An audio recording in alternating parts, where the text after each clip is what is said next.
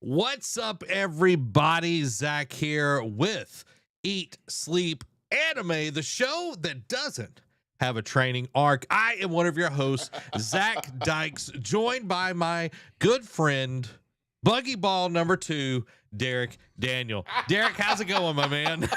It's going pretty good, man. How are you? I'm good. You could tell if I've watched something where I'm like, oh, I'll bring this into the intro and all of that. So you could tell Yep. I've watched And I got just the a little bit of reference, you know? little bit of And you One Piece. yeah, a little tiny bit, but we'll get into that here in just a moment. But yeah, we're gonna eat good. Obviously, if you guys didn't see last week, we are doing things a little differently because of commitments and other things that popped up over this past weekend.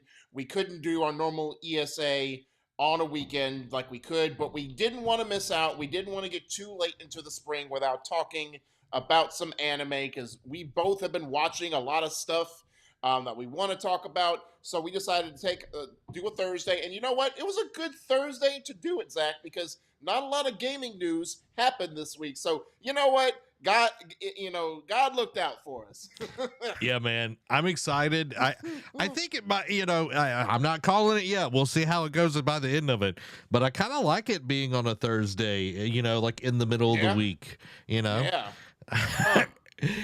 Amy says buggy ball number 2. Now watch. We everybody gets one. We'll do this once, and then we'll think about doing it again, and then like Nintendo will shut down as a company that week, and we're just like, well. Well, hopefully that won't happen. But welcome, everybody. Let us know how you are down in the comments below. Michael, hope you're doing well tonight. This is Eat Sleep Anime. We do the show once per quarter. We review and talk about all the anime that we've been watching. We go through lineups. We have a Kage Summit. We talk about anime as a whole, the industry, all that good stuff. Tonight, we're going to be talking about the Anime Awards, of course, the Anime of the Year nominees, who got nominated, who got snubbed, and Got all of left that. out. Yeah, some interesting stuff there. So it's going to be a great time. Amy says, I heard y'all talking about me before the stream. I'm curious what would get me mad that you were discussing. Derek, you want to say? So Zach was, roasting me like he normally does, like giving me like, playful jabs, and I'm just like, okay, you know what? If you feel that way, I'll just disconnect you from my Crunchyroll account. And he's just like, and he was like, I'm sure Amy would be more upset than I would. I'm just like, yeah, because I didn't realize that she had finished Ancient Magus' Bride, but I would be like, watch, I'd cut it off right as she gets to the pivotal moment in Ancient Magus' Bride. She's like, what's happening? Then she would find out what happened, and then she would blame you. She's like, you make up with him right now, Zach. I need my anime back. Oh, well, welcome everybody in. We love to get to hear your thoughts, your opinions as we are live. We got a lot to talk about. And first up, which is one of my favorite segments of the entire show, is what you been watching. Y'all drop your thoughts in down in below. Derek, you want to go 1-to-1 on this, or how are you wanting to feel this I'll one? say you can go through your list, and I'll go through mine. And Okay. just as a caveat, it's like obviously we've watched a lot, but we have it broken down into different segments. This first part is just a generic, nothing to do with the current, like the winter lineup, the spring lineup. This is just what we've been watching on the side, as you could say. Yeah. So So for me, I just started this like a few weeks ago. I'm about halfway through the series, and that is Kabanari and the Iron Fortress. mhm. This is, I would put this in the hidden gems category Okay. because it is so good. If you like Attack on Titan, this is very like Attack on Titan. You've got like Shogun era meets like railroads and all of this, and you got zombies with like iron cages around their hearts and some steampunk. It's really, really cool. I'm enjoying every bit of it. And of course, no spoiler, somebody turns into one, but they don't fully turn into one, just like Attack on Titan. I know, I was gonna say, just like So you get that there, but man, it is so good. I'm really enjoying that. Me and my wife Amy, we finished Ancient Magus Bride, the first and second seasons, plus the little they have like two not necessarily OVAs because they do go into it, but like they're like little sub plots to it, like 3 episodes. Got you. Like one-offs. Yeah, one-offs. This show is as close to a Ghibli movie as you're going to get with an anime show. And I think that's really, really cool because, man, the art is amazing. The magic system is so unique and so detailed where there's a lot of times you've got to like stay glued to the TV or you're going to kind of miss some things. But it's also, it feels laid back at times where a Ghibli movie would be, and then stuff happens. You're like, oh my God, like we're off to the races and everything. So man, I highly suggest if you are looking for something like, I know Freerun is finishing up. That would definitely be something I would suggest people jump in on and watch as Ancient Magus Bride, because man, it is really, really good. The voice acting is done very well. Dude, first and second season is amazing. Talking about Ancient Magus Bride, it's a anime. It's not a movie, but it's very like a Ghibli movie. How like the pacing and everything is, and they like the way they use the environment also reminds me a lot of Ancient Magus Bride. Not Ancient Magus Bride, but the Ghibli stuff, like Totoro and all of that is very, environment. Anything with Miyazaki is going to be that. Amy says Ancient Magus Bride is so good, but not for everyone. Yeah, like the second season takes a different kind of turn, but I really liked it because there was a mystery about it, which was really cool. So highly suggest that. Before I get into the other ones, we've got some comments. Y'all let us know what you're watching down in the comments below. Amy says Free Rent, JJK, One Piece, melty face right there. Ancient Magus Bride, Fairy Tale, and last night we started Demon Slayer. So a lot of good stuff there because man, we've been watching a lot. But yeah, we started One Piece. Man, Derek, we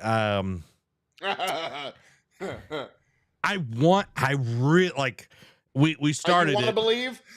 I want to believe. I'm trying, but I'm like looking at this and I'm like, I know that I watched Dragon Ball Z, and Dragon Ball was before it. I'm like Hakusho. Yu Yu Hakusho. I'm like, I watched Yu Yu Hakusho not too long ago, like a year or two ago, and I'm like, the pacing, like it's drawn out, but it doesn't feel childish. Like this feels like a kid show with cussing, and I'm like, this is like not computing with my brain. It's like, what's going on? And it's not necessarily even the animation that like gets on my nerves, which it doesn't.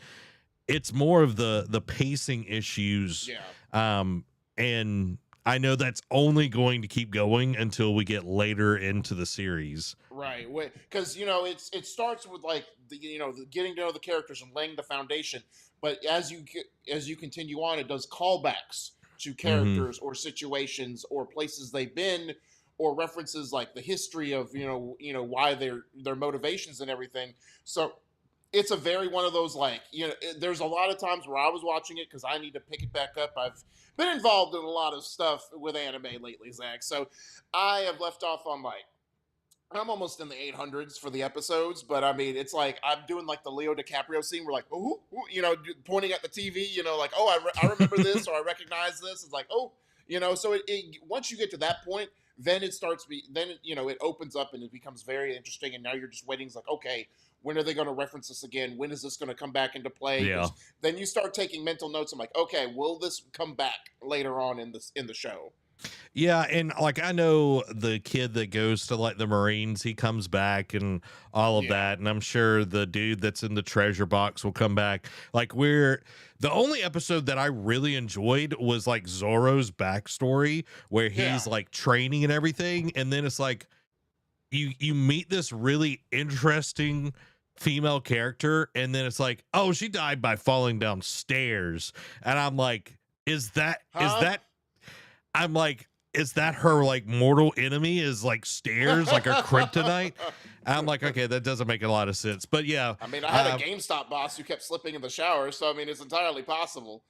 I guess so. At least yeah, well, it was raining or whatever. So our One Piece journey is kind of on pause, but I'm waiting for Netflix to do their version of Yeah. the anime side of Where it's things. like condensed it, like a Yeah, remake essentially. like Dragon Ball Kai, Dragon Yeah. Ball Z Kai was and everything. So, along with that, started Fairy Tale. I'm enjoying it. It's kind of those like you pick up every now and then when you just want a one-off kind of episode or whatever Right. at the moment. And then we watched the entirety of My Hero Academia. It was Amy's first time through My Hero, and watching it all the way through, like just like literally like a month or two.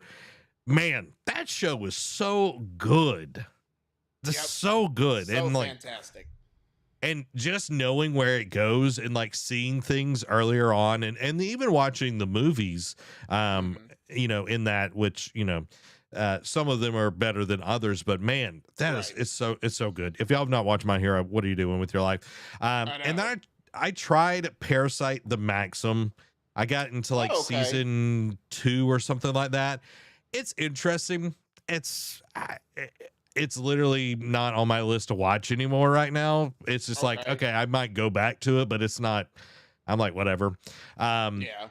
and then we watched. I may be a guild receptionist, but I'll solo anything to clock out on time per your recommendation. Fun show. I loved seeing Fern's actress like in a Yeah. totally like different Not light and not everything. reserved and stoic like she Yeah. normally is. Yeah, like on this very high end emotion kind of side of things. And dude, it was a really good show. It I didn't really connect with the story because Right. even the twist, like at the end of the first season, I was like, eh, Yeah. it was It's one kind of of like, those where you're enjoying it for the character, not so because it's one of let me rephrase it. It's one of those where the character made the show, not so much the story. Like yes, a lot of the times, like with Attack on Titan, with My Hero, the characters in the story when they both mesh, it's like beautiful harmony. But then you have some where like the characters are forgettable, but the story is great, and vice versa. And this is one of those instances where the main actress or the main character, despite a subpar story, is making it enjoyable to watch and makes you keep wanting to watch because they're so enticing and just have crazy antics. It's like, oh, this means overtime? No, like just crazy. Like seeing her, the inner monologues was like what sealed it for me. That I'm like, this is just a different role for her. They just said, cut loose, girl. now, hey, I totally understand Yeah, the whole me overtime too. thing. I'm like, I do not want to deal with that at all. So, but that's what I've been watching on top of the stuff we'll talk a little bit further on. But Derek, what have you been watching? And before Derek answers that, let us know what you have been watching down in the comments below. All right, strap in because Hold on. I have been as Amy says, yeah, go ahead. working overtime was fun, but didn't really feel like it was going anywhere. Yeah, Fair. feel that. Now, Derek, what have you been watching? So I'm going to start off as I talked about last episode back in January that I'm going back. Since I've started watching it, weekly, like getting into this whole shtick. I decided to go back and check to see what other seasons have brought, from 2025 onward, and that's why I started there is because I started watching in summer. So just happened to pick where I started doing the thing. So I've watched through all of the spring lineup from last year, and some of my big ones to talk about are Kowloon Generic Romance. And let me tell you, this one is very interesting. It starts off with um, two people, like a guy and a girl, one named Reiko, the other one named Hajime.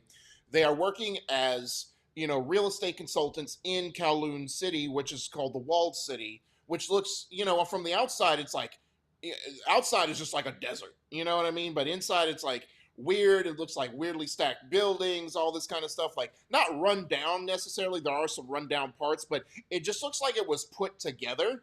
But they're living out their lives, and then they have this cast of characters, and then you start noticing about a couple episodes in that something happens. Like the Reiko starts noticing, hey, I'm having memories that I shouldn't be having, or like I'm recognizing places that I've never been. Like, why is that?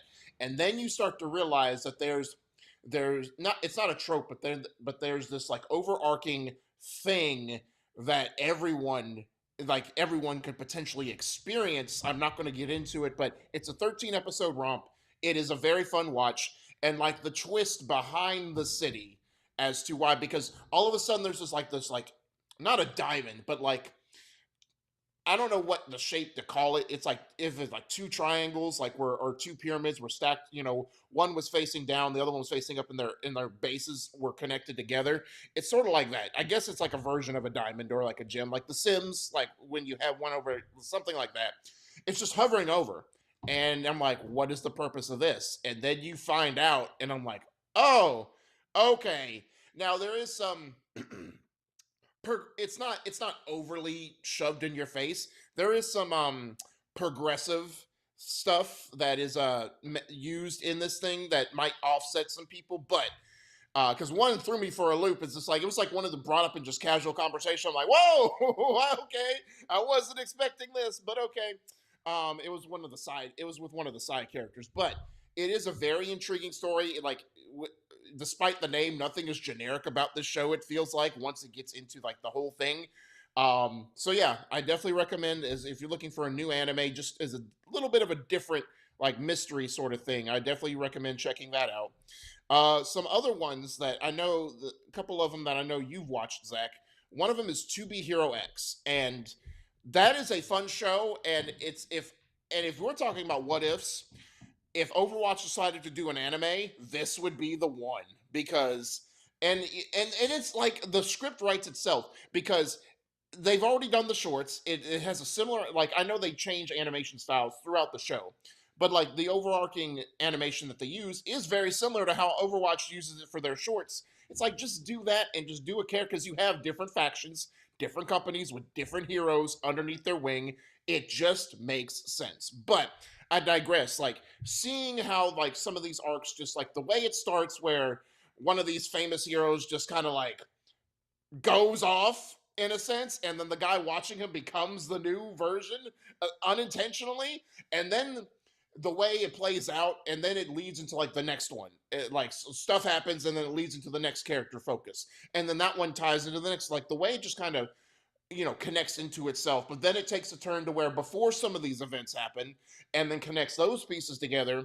But then when we get to the episode where they all kind of converge, like in a mine or whatever it is, that's where it starts to like because you're starting to piece it together even before that, because like Ghost, or what, let me see, what's one, like the number 5 hero, Ghostblade, which is a great name, by the way. Oh yeah. So when he starts to like, when he shows up, I'm like, oh, what's he about? And then it shows him doing his thing, and then like the connection with um the who is it? The Johnnies. His connection to the Johnnies. Oh my god. Crazy. Like the Johnnies backstory, like starting out from when they became heroes to how they got to a certain point where the Ghostblade story lines up. Oh my god, it is heartbreaking, and it's just like, wow, this is really cool. And then you see stuff happen, and then X is introduced, which is like the mystery number 1 hero that nobody could beat, because you see Queen, like her story was really intriguing too, because it's like, all right, I need to be number 1 to reach my goal and to be able to do XYZ, and then she just loses. And or she I think she does reach, like, like she is number 1 for a minute, and then X She comes is. in, and then she wakes up and she's just like, I lost, like, what is this? And then they keep trying, and no one can beat him. The only gripe I have with the show is the end, right? Because it hints on a lot of things, have like, especially like when the dog character, who is voiced by, I think, Chris Sabat, by the way. Let me verify that really quick. Hold on. Yep, Ahu. Yep, voiced by Chris Sabat, of all people. Like, he goes on the hunt, like he's sleuthing, he's investigating X, and then he realizes, And just when you start to see the pieces come together about the bigger picture, X just is like, all right, I'm out. Like they're having the tournament, and he's just like, I'm out. And then it's just left. And then characters that you thought were gone are coming back. I'm like, what is happening? It's like, why did it end it here? And I'm intrigued to see what happens, because if you look on it, like if you look on Wikipedia, it doesn't say season 2 is confirmed, but if you type in, it says, oh yeah, it's going to have another 24 episode second season. I'm just like, okay, so apparently it is going to have a follow up. So I can't wait to see. It's going to be, I think, 2027. So can't wait to see. By the way, 2027, if all the stuff comes out that's supposed to, is going to be another great year. Like this year started off great, but next year is going to be really great. Just real quick before you go to the next one, To Be Hero X, I think is what Shy should have been. Like, I watched Shy, I think in the winter or whatever, but I feel like the way it is able to do character storytelling, but still have interesting things that are happening across the world that they live in, I think is so good. And being able to tie things in, like the big bad wolf or whatever it was with Stilt Man or whatever his name was, like that was just so well done. And I highly suggest anyone that's wants to watch like a superhero anime that's not My Hero Academia, this is one to definitely check out. Yep. And so, and again, I think it's another like manhwa dongwa anime that, again, I know there are some bad ones out there, but so far the ones we watched haven't missed. And we'll get into another one here in a little bit later that I watched. But yeah, To Be Hero X, I'm excited to see where this goes. Like, hopefully it answers some of the questions from the finale, but I digress. The next one, Zach, and we could talk about at least the first season of this one, Windbreaker. That was great. Like, man, I haven't watched Tokyo Revengers, but man, if it's anything, because I know they compare the two, if this is anything like Tokyo, if Tokyo Revengers is just as good as Windbreaker, if not better, I'm in for a treat.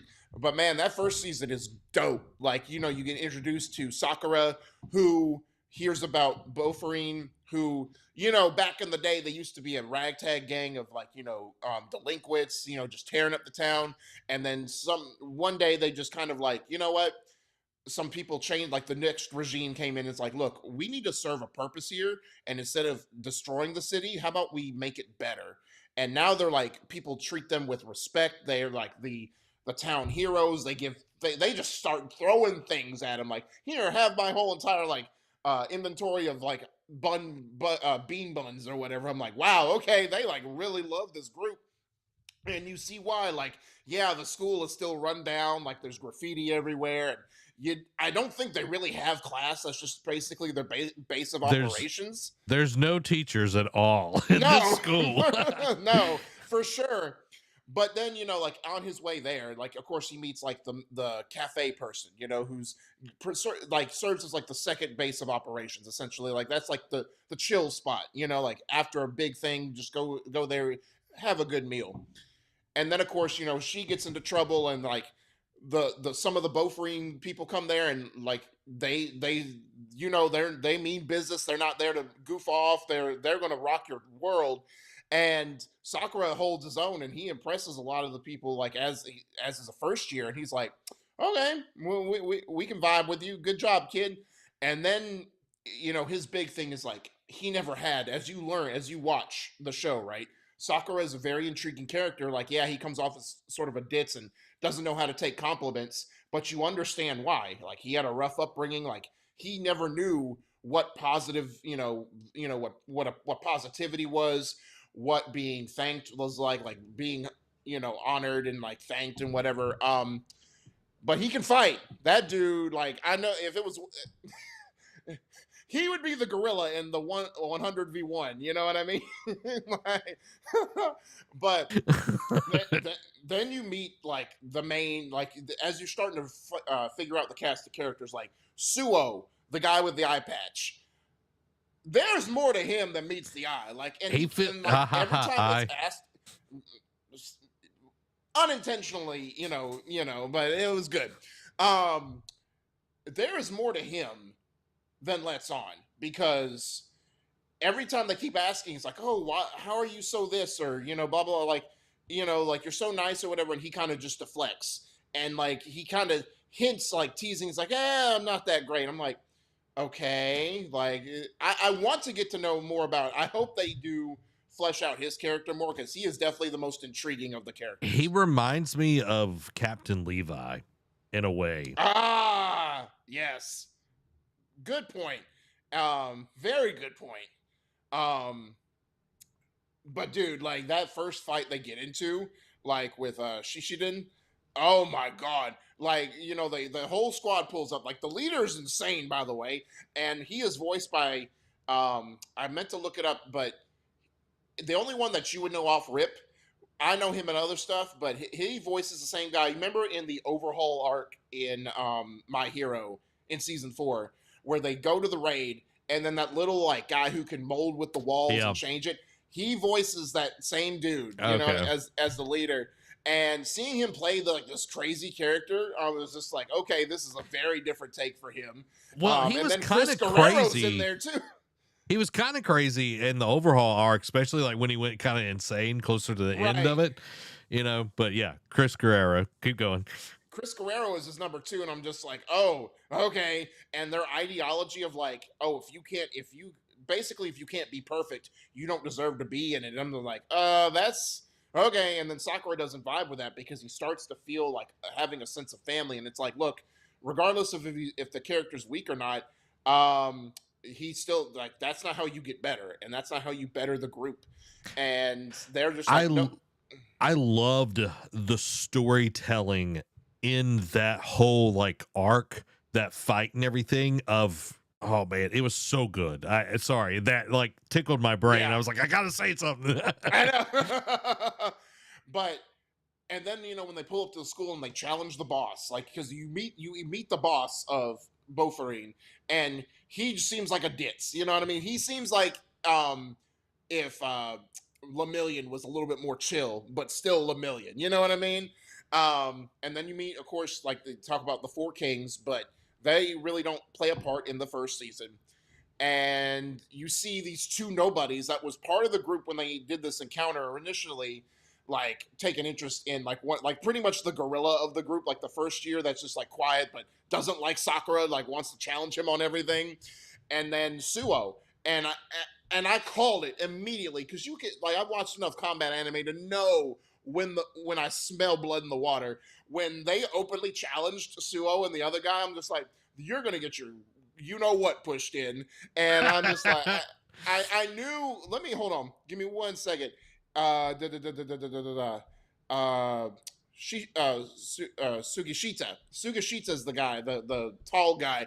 I'm just like, he's gonna one hit this dude initially, and then when they get to like, it's a whole song and dance. He does it. They do it on Shishiden's turf.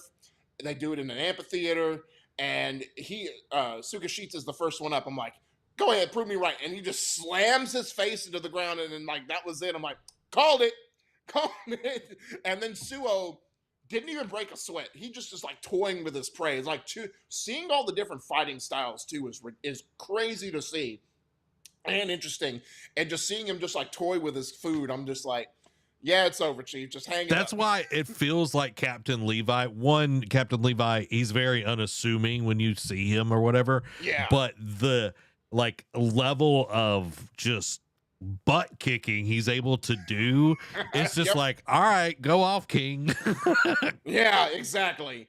And and then of course Sakura has this fight, and the boss's thing is like, look, have your conversation. And he's like, well, we've tried talking. He's like, no, there's a different way to have a conversation. It's through your fists. And Sakura has that conversation with Chris Guerrero's character. And even though he's like starting to like snap, he's starting to understand. It's like, you know what? We weren't always like this, and it shows that flashback to like where it all went wrong type of deal. And the main like the main boss is like, he didn't start out that way. He's just like, man, I just want us to be the great group.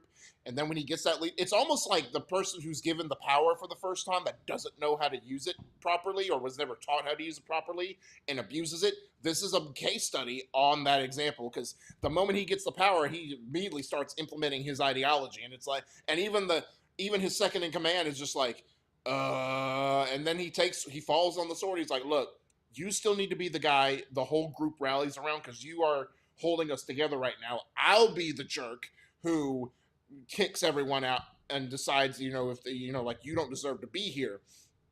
And then you see, and then you realize it's like, look, well, I'm just going to have a fun fight, and then Sakura ends up winning. I thought it was going to end in a tie, honestly, but when he won, I was like, cool. And then the switch flips is like when the bosses get on stage, and then the lieutenant tries to talk to him, and he just immediately like kick flips him across the stage. I'm like, Yep. oh, buddy, whoa, this guy has no loyalty at whatsoever. So, and then seeing the conclusion to that was just so great. And like, it was just, the first season was phenomenal. Like, what an introduction to like a new show. Like, that's like very much like Tokyo Revengers. The second season is a little bit, it starts off with the fight against the next, because it's, the end of the first season sets up the conflict with the next group. And then of course the second season starts with that group fighting. The second group that they fight, Kill, it doesn't seem like it's that great. Like, they have a numbers advantage. They use like pipes and bats and all that. Like, they use stuff to give them the one up. And you think, Bofurine is, they're starting to wane. And that's when Sakura has another teachable moment where it's like, you can't break. Like, you have to keep the team focused. You have to defend your people, or you have to trust your people to hold their own while you handle your business. Because if they're trying, they can't beat their opponent and try and help you at the same time. Like, you got to give them that trust, but also be inspirational to keep them going forward. And then of course we see a character at the end like get up from the fight and was like, all right, this was fun. Now time to move on. I'm like, okay, this is going to come into play later. And then of course you have the meet. It's sort of like meeting of the with the boss and the four kings was sort of like meeting the Hashira in Demon Slayer. It was just that ambiance that they carried, and each one of them is very different. Different styles, different interests, and all that. And then of course you see one of the four kings is going to be like one of the focal points, in a later arc, which leads to like seeing another group that's more of like an allied group to Bofurine that takes down, and then you just see like the rival group that is trying to take this young girl, that's like pretty much a great singer at a club, is like they just grow up on like, hey, you fight for your scraps, like we hardly get anything type of deal. And then you meet what we assume is going to be like the big bad, like I don't want to say like the final boss, but like one of the big bads later on. And everyone like I hate using this term because maybe it's just the millennial in me, but his aura, like everyone is just like stops in their tracks and they're like, what are you doing here?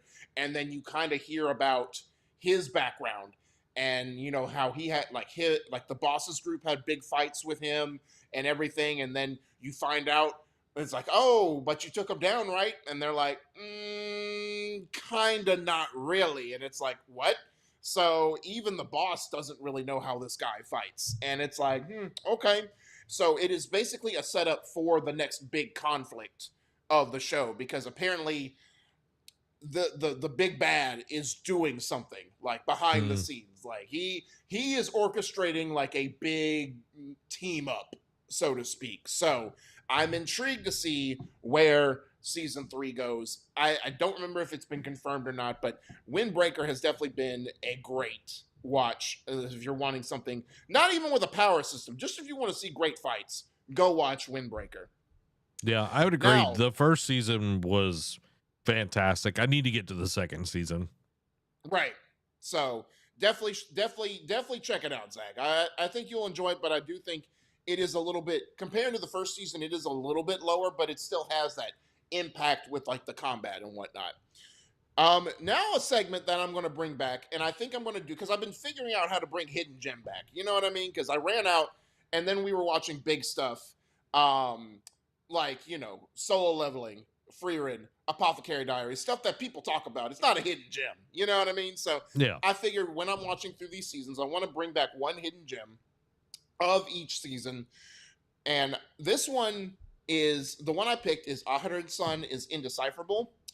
It starts off with two people, Reina Aharon and Shota Raido. if you want to talk about two polar opposites, these are the ones, because she is, small girl, very quiet. Like, it even is like in the beginning, it's like, because they both start school, they're in the same class, they sit in the desk next to each other, the side by side. And Rido is like, his whole thing from middle school is he didn't really make friends. And he wants to say, I want to change that. I want to make one friend this year in my first year in high school. So he just happens to sit by Reina, and he's like, I want to make friends with you. And she is very hard to understand in the beginning. Like, she talks very low, very, very quietly. And he's just like struggling to hear and like trying to decipher what she wants to do. And then it's like he gets to a point where he understands her. And then it goes off from there, because then they want to have, they just do like the normal stuff, but it's like random normal stuff, and it's just like it's slice of life, like rom-com type of deal. The thing that stuck out to me the most about this show was the interactions. Like, Rido has a very wild imagination, as you'll learn to find out. Think about how how when Anya thinks of things and like scenarios is like very like way out there type of deal. Rido takes it and runs with it. There's like one time like she comes in and she's just like big, and his immediate thought is, oh, she's bulking up. She wants to be a sumo wrestler and she wants to win the championship at sumo wrestling. And it's just basically like it was cold outside and she had too many layers on, so she couldn't take them off. So it's just like the weird out there. The next one, I forget what the situation was, but it basically led Rido to think, oh, she's going to do world domination. And I'm like, bro, like I read the situation. I'm like, that's not what it was. But there was a tournament. I think it was like a pseudo Beyblade tournament. And I'm like, watch, she's going to be like a Beyblade expert. And she was. She's like, because she wins the whole thing. And she's like, and our defending champion wins again. I'm like, what in the world is this show? But it's their interaction. They come to basically come together. They do, they as a couple do a couple things. There's not really any conflict per se. It's just about their journey together. And the great thing is it's only 2 seasons, and I mean that as like, oh, it's only 2 right now. It's done. Like, the anime wrapped up in 2 seasons, so it is a very simple watch. I would think that is my hidden gem of spring 2025. So I would definitely recommend go checking that out. Next one, this is one is just like a short PSA for book lovers, because I didn't have high expectations for this just because I don't remember much of it, but Anne Shirley, it is based on the Anne of Green Gables book. I do think, from what I remember talking about it in grade school, I forget if it was like middle or high school where we talked about it, but from what I remember, the anime does seem to be pretty accurate. It does take like, the big points throughout the book and, puts that in anime form. I do think what I saw, I mean, people who've read the book or read the series or whatnot, tell me if I'm wrong or tell me if it didn't do it justice. But I think from what I watched and from what the little bit I do remember, it did it justice. So if you're looking for something to like meld your real life with, anime world, this is the one to check out. So just give it a watch. Amy's been curious about this one, so I think that helps solidify Anne Shirley into her watch list. Got you. So, good deal. Now, and I'll try and be quick on these. I immediately went into like the summer 2025 lineup. First one I want to talk about is Lord of Mysteries. And I know people like, this is a great, like, if you want a thriller, supernatural, like mystery type of thing, this has all of those rolled into one. I forget. So the main character is named Klein Moretti, but there's a guy who kind of like, they call it, I forget what the terminology is. It's like basically reincarnated into him. Like, I forget, but he was killed in a past life. And then he wakes up as Klein Moretti, but he wakes up in a crime scene because 2 people are dead. And then Klein apparently tried to kill himself essentially, but it failed because, he's got reincarnated. I don't know if it failed because the guy, the Klein was dead, but the original person was no longer there. Exactly. And he took over the body. Exactly. But then it goes off. And I know people like in the beginning, because it throws a lot of stuff. Like it shows the people, the power system, places of reference. And I know it's a lot to take in. But once you get a few episodes in, you start to realize like a pattern. It's like, okay, this is just bringing this up for general knowledge. Like you can forget this type of thing, or this character only serves a purpose for this episode. You don't really have to remember that type of thing. So once you get to the through line, it starts to become very clear. Now the power system is intriguing, but also doesn't, everyone has a different think of it like an RPG. Everyone has a different like class they want to choose from, right? And they start off at level 9 and you work your way up, you meet certain conditions and your power grows. Like of course when you get to like level 1, that's when you're like godlike essentially. And I think the highest one we meet like character wise is like I think level 6 or level 5. So like most of the people you meet are like level 8s and 9. So like the power system, while different and intriguing, not overly bearing. You don't see anything too crazy yet.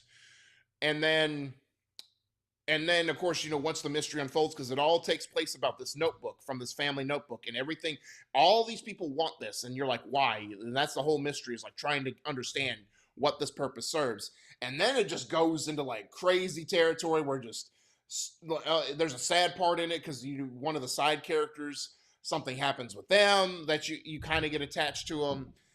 It's just a fun watch. It's 13 episodes, but the shortest episode is 28 minutes. So it is like a trek to watch. So, and it is confirmed for a season 2.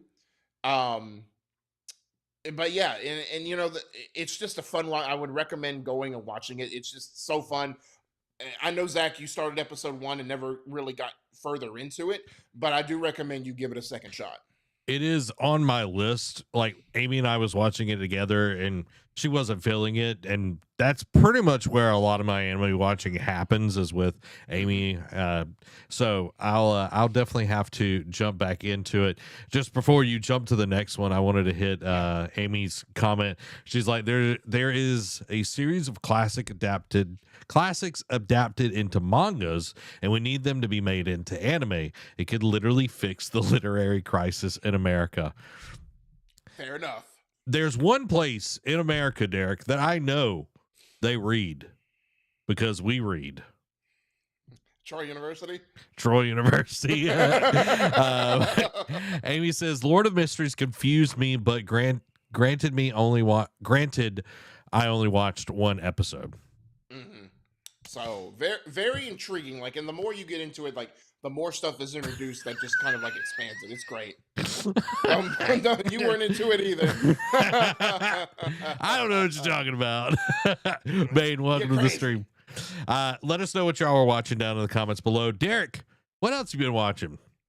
So the next one is, I was reincarnated as a 7th prince so I can take my time perfecting my magical ability. Season 1 was okay. It's like, of course, like this foreign magician, like the whole thing about the magic system in this world is you got to have the status and you got to have the knowledge. Like you got to take time to learn the knowledge of magic. Well, he had the knowledge. He just didn't have the, the status to basically gain more power, because it's sort of like Black Clover. Like the higher up you are, the more magical power you are given at birth or whatever type thing. So he died and was reincarnated, you guessed it, as the 7th prince. So he has the nobility, so he can gain, and he's a magic nerd. Like any kind of spell, like kind of like Freerin, any kind of spell that there is, he wants to know about it and learn it. So the first season, there's not much. I feel like it's not great. Like it serves its purpose. Like it has some good. It's like setting the foundation. Season 2, which aired during the summer, wow, it takes a dark turn, like in terms of like the stories, like the overall like setting, because there's this holy church that gets involved, that you go to, that you have like one of your sisters actually is a nun there, that is like they do like these performances with like one of the famous girls over there that just captivates everyone. And one of the side characters stumbles on something that feels off in the church, and then all of a sudden like this grand bishop comes out and it's like, yeah, you don't need to be here, and something's off, and the side character's like, nah, buddy, I need you to explain some things. Like, what is this? And then it delves into like a whole thing, like it like I don't want to use this like to like water it down, but very, very light Attack on Titan-esque like twist a little bit, like very light, that they discover. And so like it was just like the second season, like just the pacing and the storytelling I think was better done, because like the first season came out in 2024 or 2023, one of those two. And so the second season I think was vastly improved. I hope it gets another season. I would like to see how it progresses, but I thought it would be a little bit goofy given how long the name is, you know what I mean? Cuz we all know these it's not an isekai, but like these reincarnated things with long titles, very hit or miss. Yeah, Joe's Joe like, was like, "No, no, that's a that's a long long name." name. Like one thing that I do love about like anime, they can cook a little bit. Like if they get enough of a following, like Yeah. when the second season like really knocks it out of the park. It's way more sad when the first season's great and then the second season's like, Yep. like Yeah. oh gosh, what is that? The boxing one that we love. I can't. Megalobox. Megalobox first season, phew, some of the best stuff you ever gonna watch, and Yep. then second season, not as good. It's still good, but it's not as good. Yeah. Next one is the Rascal Does Not Dream series. It's another rom com. It's very much more on the. It says it's a rom com, but it also is supernatural. So Sakuta is the main character. He's very like one of those melancholy, like very like chill high schoolers that's just now starting out in high school, and he's in the library, and all of a sudden he sees this girl walking around in like a bunny girl costume, and he's like, "What? What? This is weird."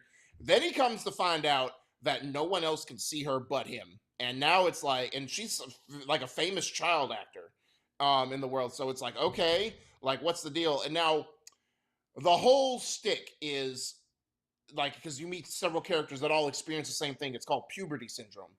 Very, very weird name for just saying puberty. But what it does is like, and of course, there's like some supernatural stuff to it, like time travel and like like, but it all deals with different variations of puberty. Like this one girl like that has the ability, like he meets in like the second arc, Groundhog Day. They're reliving the thing, but it's sort of like, okay, it deals with anxiety. It's like, okay, how can I play this situation out differently? It's like whether it's like you want it to happen or whether you don't want it to happen, type of deal. And there's a twist with that makes it reveal that she actually has a different ability that I don't want to get into. But my who is the main heroine, who ends up becoming his girlfriend, deals with like, okay, what if you step away? Will people remember you? Like, how do you like, like after you, because she stepped away from child acting for different reasons, like that involved her mother, that gets revealed as to why, and people just kind of forget about her, even though you see her face plastered everywhere, and for advertisements. It's like people don't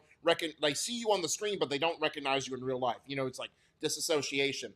And everyone, even Sakata himself, deals with like different types of puberty syndrome. So it's kind of weird how they released it, because they did it this first season, then the next three movies, the next three arcs that they did was movies, and then the latest one that came out in summer was just like an episodic season. So, and then of course they're going to end the whole light novel series with another movie. So, but it's all like the first movie, like the second and third movies are okay. That first movie is heart wrenching, because you find out, because something happens with his sister that basically makes her, like, again, her puberty syndrome forced her to create like a whole other version of herself that kind of is like more childlike, that but doesn't want to leave the house type of deal. And because of this, Sakuta had to deal with this, like, and no one believed him, because hers forced her to have bruises appear on her body, and when he would show like his teachers and everything, no one would believe him. So he meets this girl who ends up, like, before he meets Mai, obviously when he's in middle school when this happens, that gets her, that she helps him get through all this and sees the light at the end of the tunnel, and ends up being his first love. But then she never sees her again for a while, until the first season, and then her story gets in the first movie, and it is heart-wrenching. Stuff happens that I'm just like, my jaw hits the floor. Like, it is very emotional, and I'm just like, it was so well done. And then the second, or the season two, I guess you can say, like the episodic one, was really good as well, like dealing, because they're in university by this point, like they all these journeys lead, the first couple of movies and the first season deal with their journeys through high school, then they get to university and deal with a whole other thing. So I think it's a very well done series. It's not, it has comedy, but it's very dry humor, but it was still well done for what it does. Amy, puberty is tough enough, man. That sucks. I'm like, yeah, it does. So Dan says, "Yo, I love Rascal." yeah, it is a very interesting series. I definitely would recommend checking that out if you haven't, because it started in 2018. So, but they just did, but I think they just started dubbing it a few years ago. Oh, okay, yeah. I'll watch sub if I have to. I know. Well, it's I know all that. dubbed. Yeah, I know. But I'm saying, like, most of the time, like, we don't watch any sub in the house right now. Fair enough. Unless I really want to get ahead on something. Like, if Yeah. Solo Leveling season 3 came out right now, I'd be watching sub. Like how you did with Demon Slayer. Like, oh, they Yeah. didn't want to dub it right away. Nah, I gotta watch it. The last couple ones I want to talk about real quick is A Couple of Cuckoos. It has 2 seasons. The second season premiered in summer. It starts off with, again, 2 characters. You guessed it. This one is more of like more of a true rom-com, in my opinion. Nagi Umino and then Erika Amano. They meet by happenstance. Like, he's just a normal guy going through it. Like, he lives with his parents, who they're not broke, but they make ends meet, but they're not living comfortably. And then one day they're like, "Hey, yeah, you were switched at birth. And your real parents want to meet you." And he's like, "Okay." So he goes. So I was like, "Okay, after school we'll meet. We'll meet at this place for dinner." So he's on his way to school, and he's crossing a bridge, and he sees this girl on the railing, and that's Erica, and he thinks that she's gonna jump, when it was just she was live streaming, because she's like an influencer or whatever. So she's doing that because her parents are forcing an arranged marriage on her, and she's trying to do everything like to get their attention. It's like, look, if you don't get me out of this, I will jump or whatever. Like, she won't, but Nagi freaks out and like saves her, and then it ensues because she has like something happens, and she's like, "Oh, I'll have blackmail on you now. I want you to be my boyfriend to basically see if this will get my parents out of the arranged marriage." Funny enough, when they meet at dinner, the arranged marriage is with Erica and Nagi, and it turns out they were switched at birth. So Nagi's current parents that he's grown up to know are really Erica's parents, and vice versa. And she lives like because she's an influencer. Her parents are like her dad, like her mom's like a media mogul, and her dad is like a hotel tycoon. So she is very well off. Like, she has multiple summer houses and all this kind of stuff. So she's very like a spoiled rich kid. And so they meet, and they're like, this is awkward. And but they play it out. And then other characters get involved, because now Nagi's sister, who was actually birthed by his foster parents, we'll just say, is no longer his sister. So now she starts having different feelings. It's like, but it kind of hints at like she just wants attention from him, and it's not very it doesn't really hint that it's romantic, but it kind of plays off as that. And then you kind of have like his actual romantic interest, who is basically his like academic rival. Like, he took an interest in her, but then he heard that she only likes people who are smarter than her, because she's like number one, like in all like the tests and everything in school. So his whole motivation is to study his butt off, like any second he has is studying just to beat her. And then he does, and then she's like, and then it awkwardly plays, because it turns out she's in an arranged marriage too. What is going on in this anime with these arranged marriages, dog? I know, dude. And then it goes on, like the season plays out to where it's like all of them are like, once each other, like, of course all of them are friends, like all like the sister Erica and his rival all become friends. And then it's like when they find out, like, all of them are kind of like have an interest in him in some way or another, it turns into like this 3-way battle. And just when you think one of them might pull the lead, something happens and the other one takes it. And so it's like this whole back and forth. And then the second season, one of his childhood friends comes back, and that was basically like the girl he first confessed love to. I mean, they were like 6 or 7, so it means nothing, but still, it's like, and she's like, comes back, is like, "All right, are we ready to get married?" And it's like, bro, like, I mean, whoa, it is so crazy. Like, it is crazy, but the humor in it is very great. It is like especially the situational humor is like just so wonderfully done. I definitely recommend going to check that out. But the Like last one, the go ahead. the thing that gets me is like I understand it's no longer his sister, but then it's like, oh, I actually like you. I'm like, that's a little weird. I know it's still weird. That's a Like, little I grew up with you, weird. bro. Like I grew up Yeah, with it's you. Like like what are you doing? I still see Um, you as a sis. You know what I mean? right. Like, And he even kind of actually hints at that too. Like he even kind of like says that. It's like, still see you as just my sister. Um, and by the way, too, like the whole switch to birth, Erica has pink hair, Nagi has black hair. So it's like, how do you get them mixed? Because it's a yeah, medical mishap. I'm like, how do you let that happen? How do you let them walk out of the hospital with a whole different child? I'm like, I don't get that.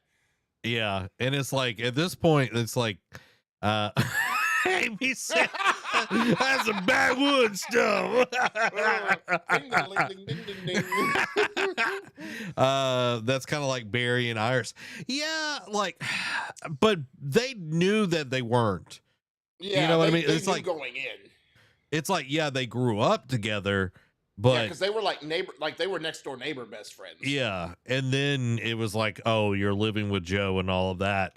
Like, I feel like that's a little different than, uh, Oh, my brother's not actually my brother.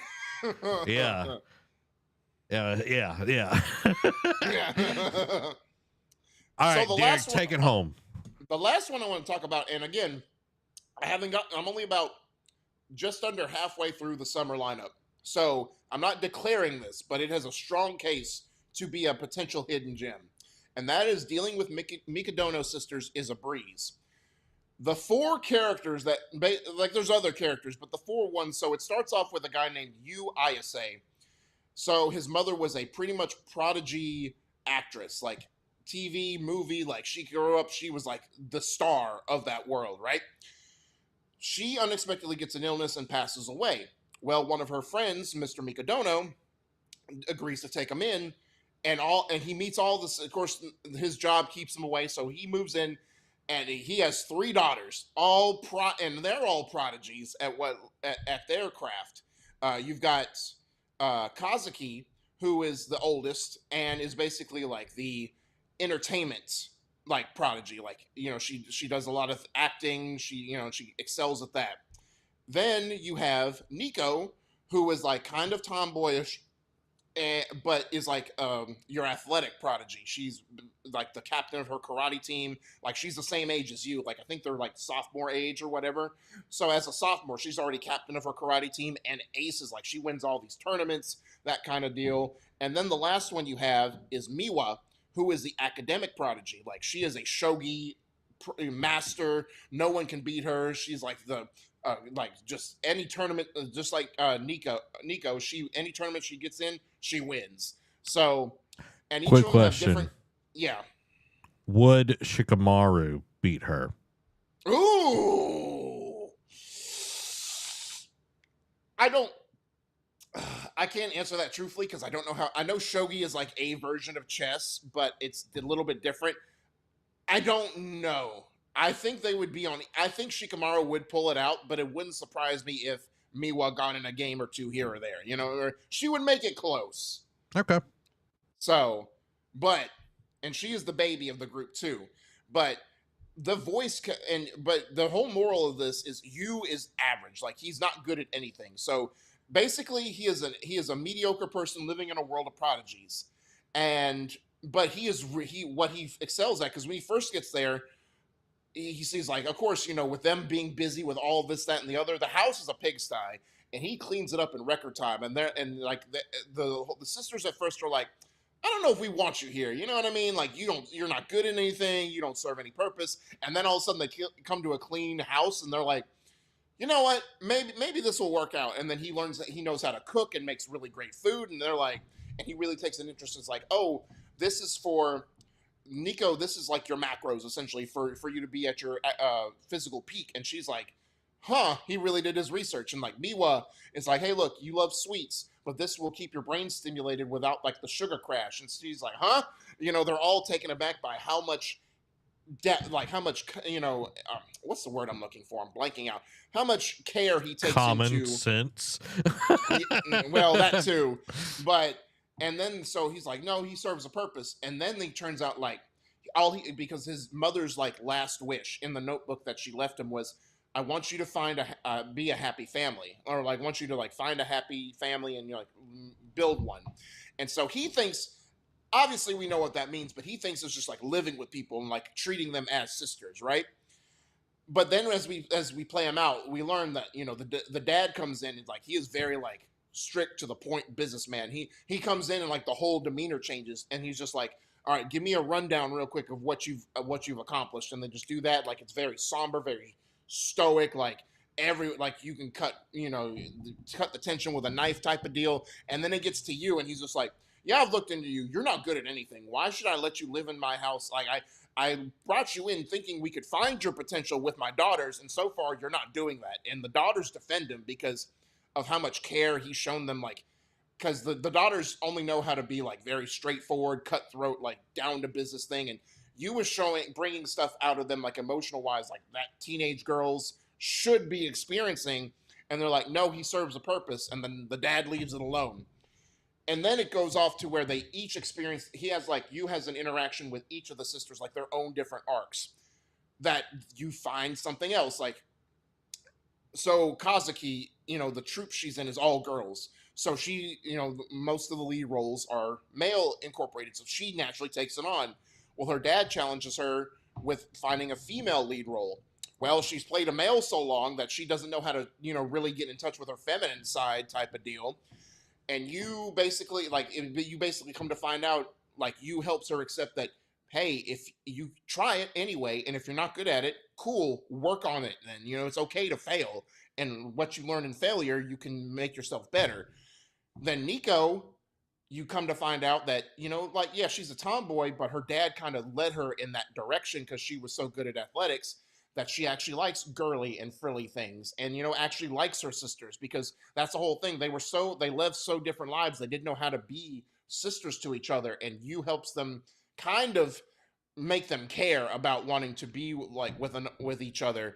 And then Miwa, you learn that, yeah, she wanted just to find her niche, but she doesn't love her passion like her other sisters do, and she just kind of felt like she had to be in love with Shogi, because that she had to basically not compete with her sisters, but have something in common with her sisters. And Yu's like, look, yeah, you felt like you had to do this, but make it your own. Like, just kind of like the revelation that you kind of find out, like, is very, very well done. And I want to give a shout out, like, Nico, even though each sister has their moment, Nico, because of the same age, kind of hits it off with you a little bit more. Like, they have more scenes with you together. Madeline Morris, like the voice actress of Nico, does a fantastic job. Like, just her tomboyish natures, like, to like the embarrassing parts, like like when she lets like the girly girl slip out a little bit. Very well done. She stuck out to me. I hope this show gets a second season. So, Wow, that is Derek's potential hidden gem.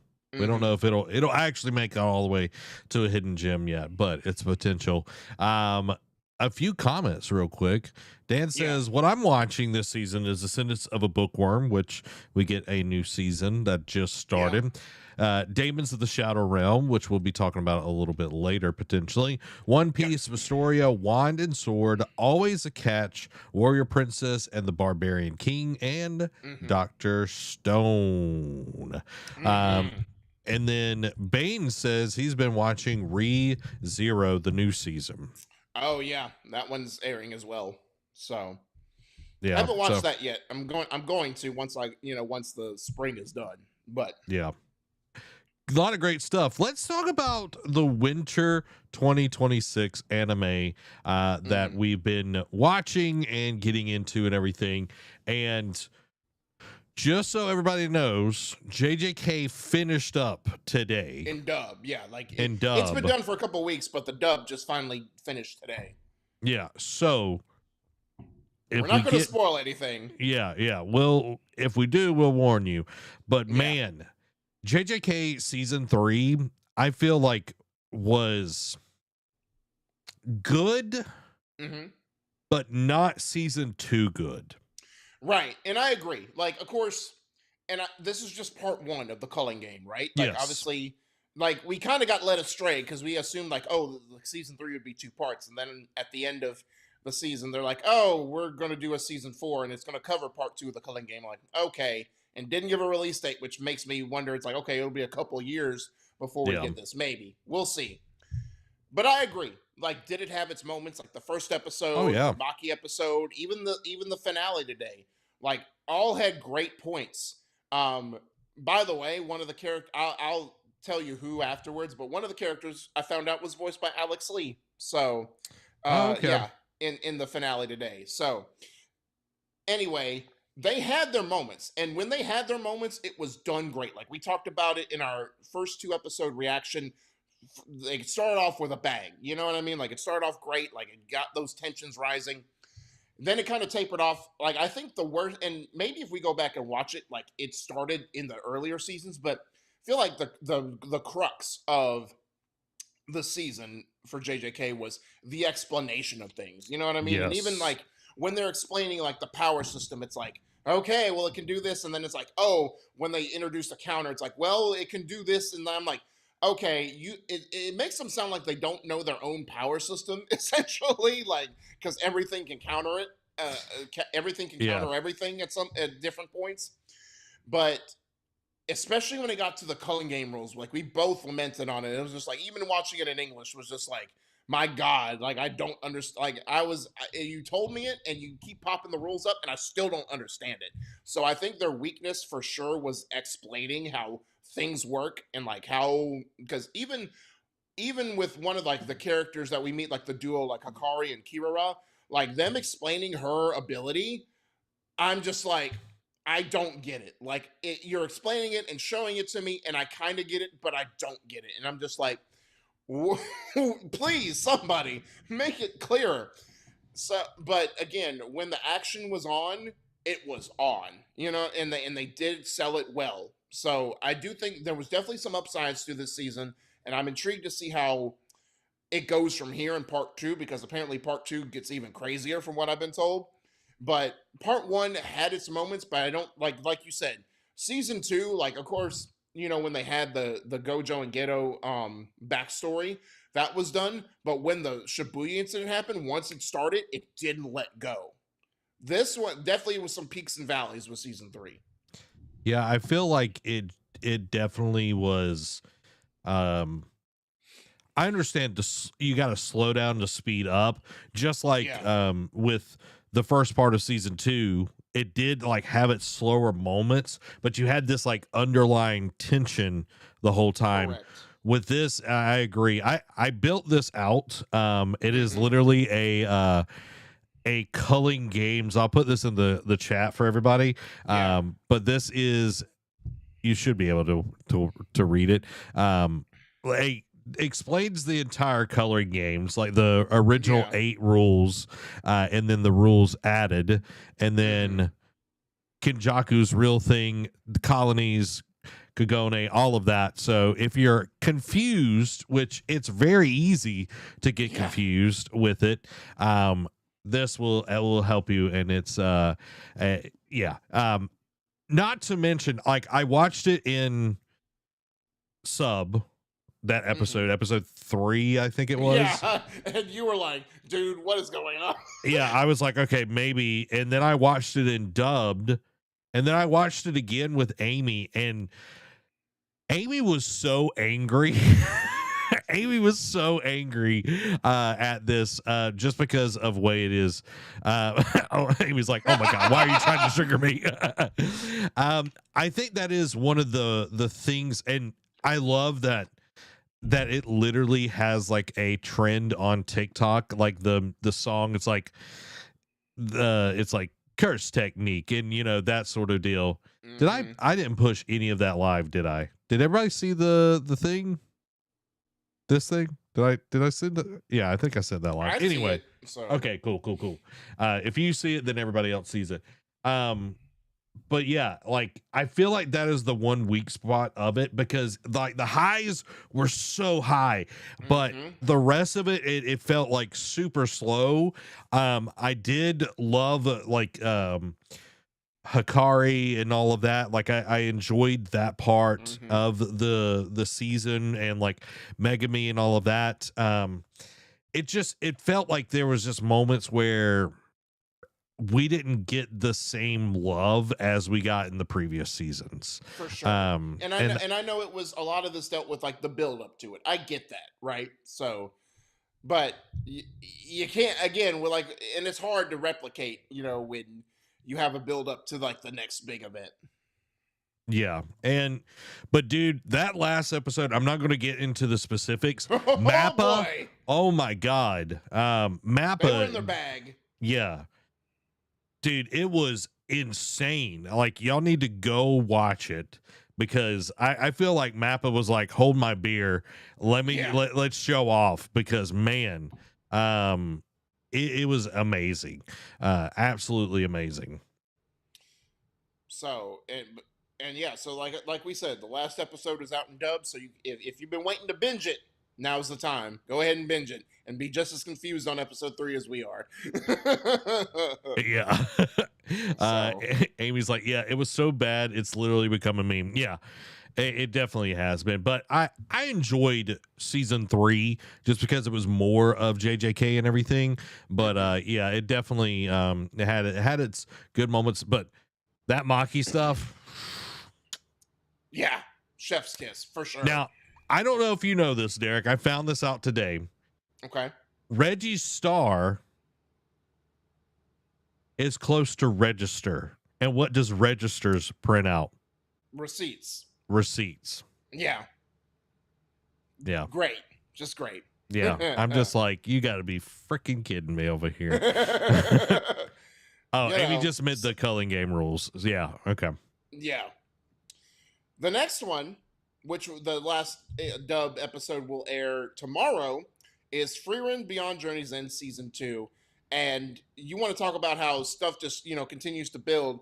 This season, I think, really did a job of just continuing where the first season left off. Like, obviously, again, the big conflict with the first class mage exams. Of course, they're on their journey. They're continuing their journeys in the Northern Lands, and just seeing the continued interaction and character growth, it just continues to be the staple and the shining star of the show.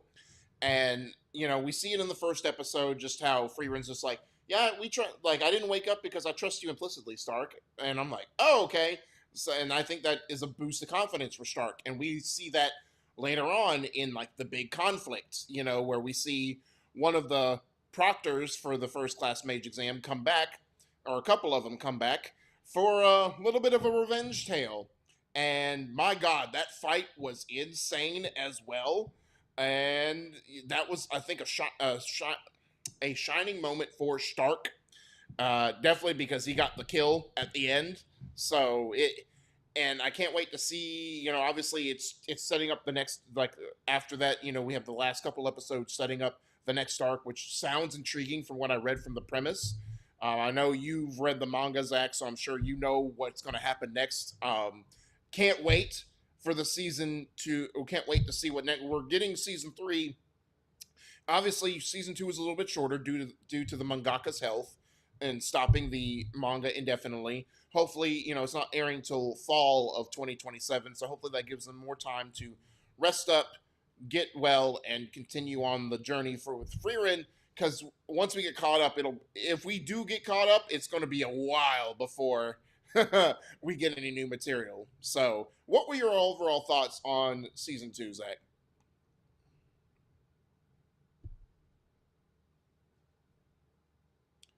Can't hear you. I loved season 2. Yeah. I think a lot of people are going to try to compare this to like season 1, where you Right. have like the back half is the mage's exam.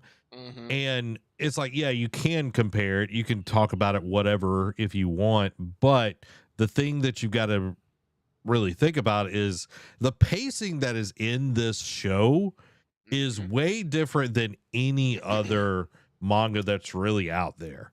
Yeah.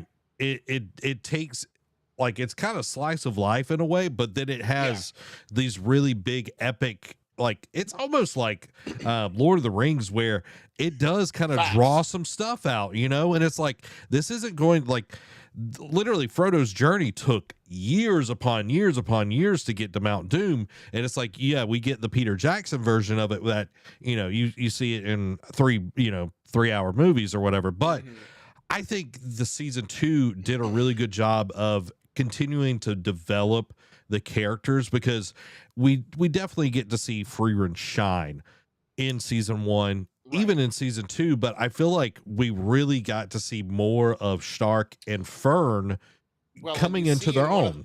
One of the episodes where it's like, again, Stark ticks off Fern in typical fashion, and then it's like, how do I make it up to her? And then Freeman's like, take her on a date, you know, make it up to her. And then like he actually takes the time to learn about the thing. Like, even though he knows hardly anything, it's like the things he does know, he tries to make it like the whole thing, to make it, to basically make her interested.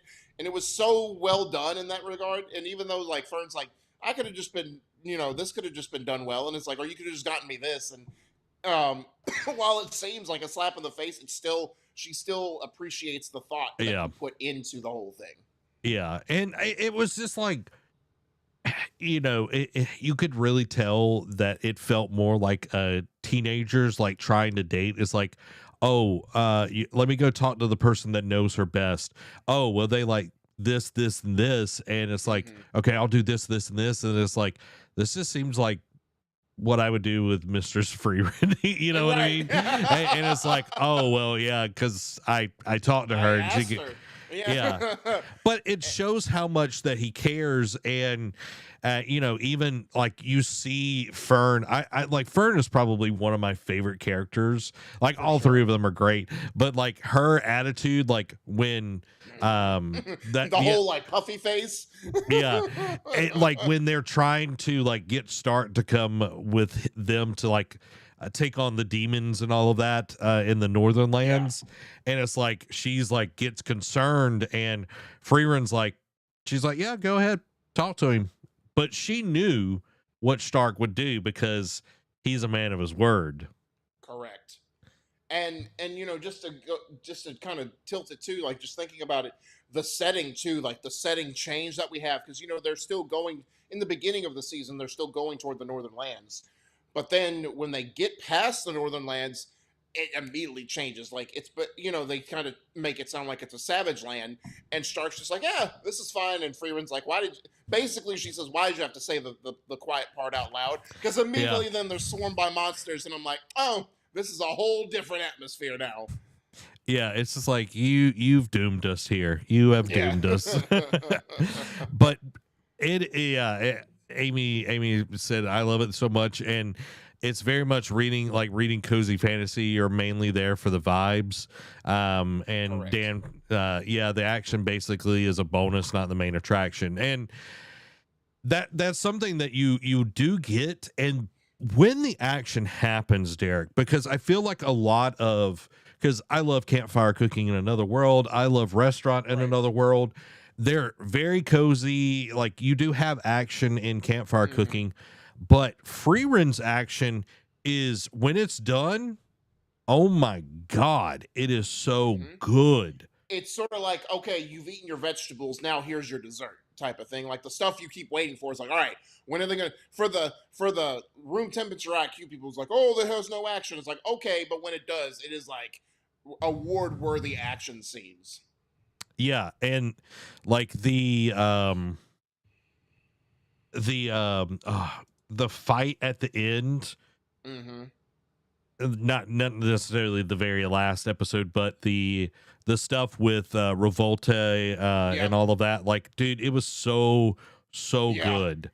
Like it had me on the ropes there, because like one part of the scene happens with Stark and Ganao, and I'm like, oh no, don't do this to me. you're like John Bernthal from Punisher. No.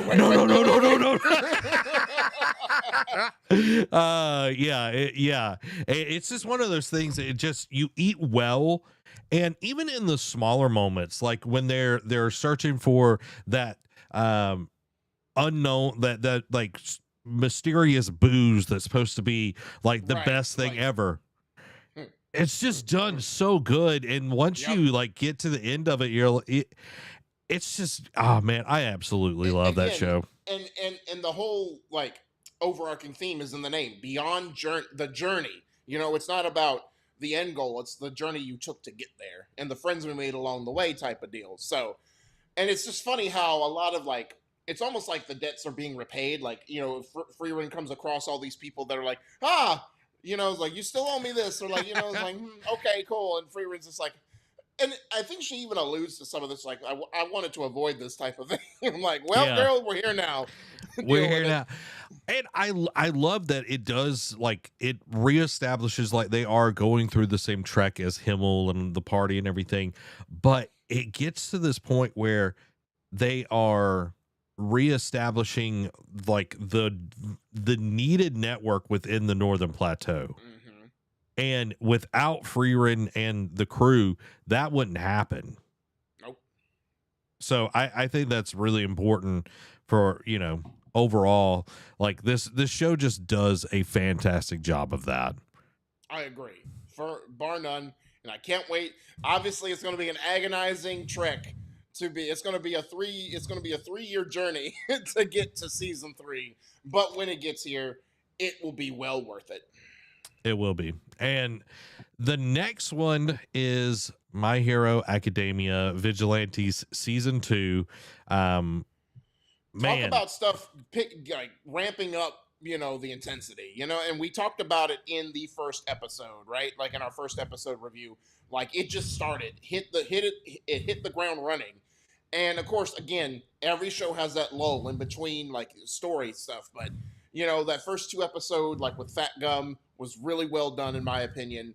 And then it goes on then it goes emotional, where it has the flashback with Aizawa and his, you know, school days. gosh, Like so good. definitely one of the highlights of pretty much the highlight of the season. And then we see, I'm not, again, not really spoiling anything.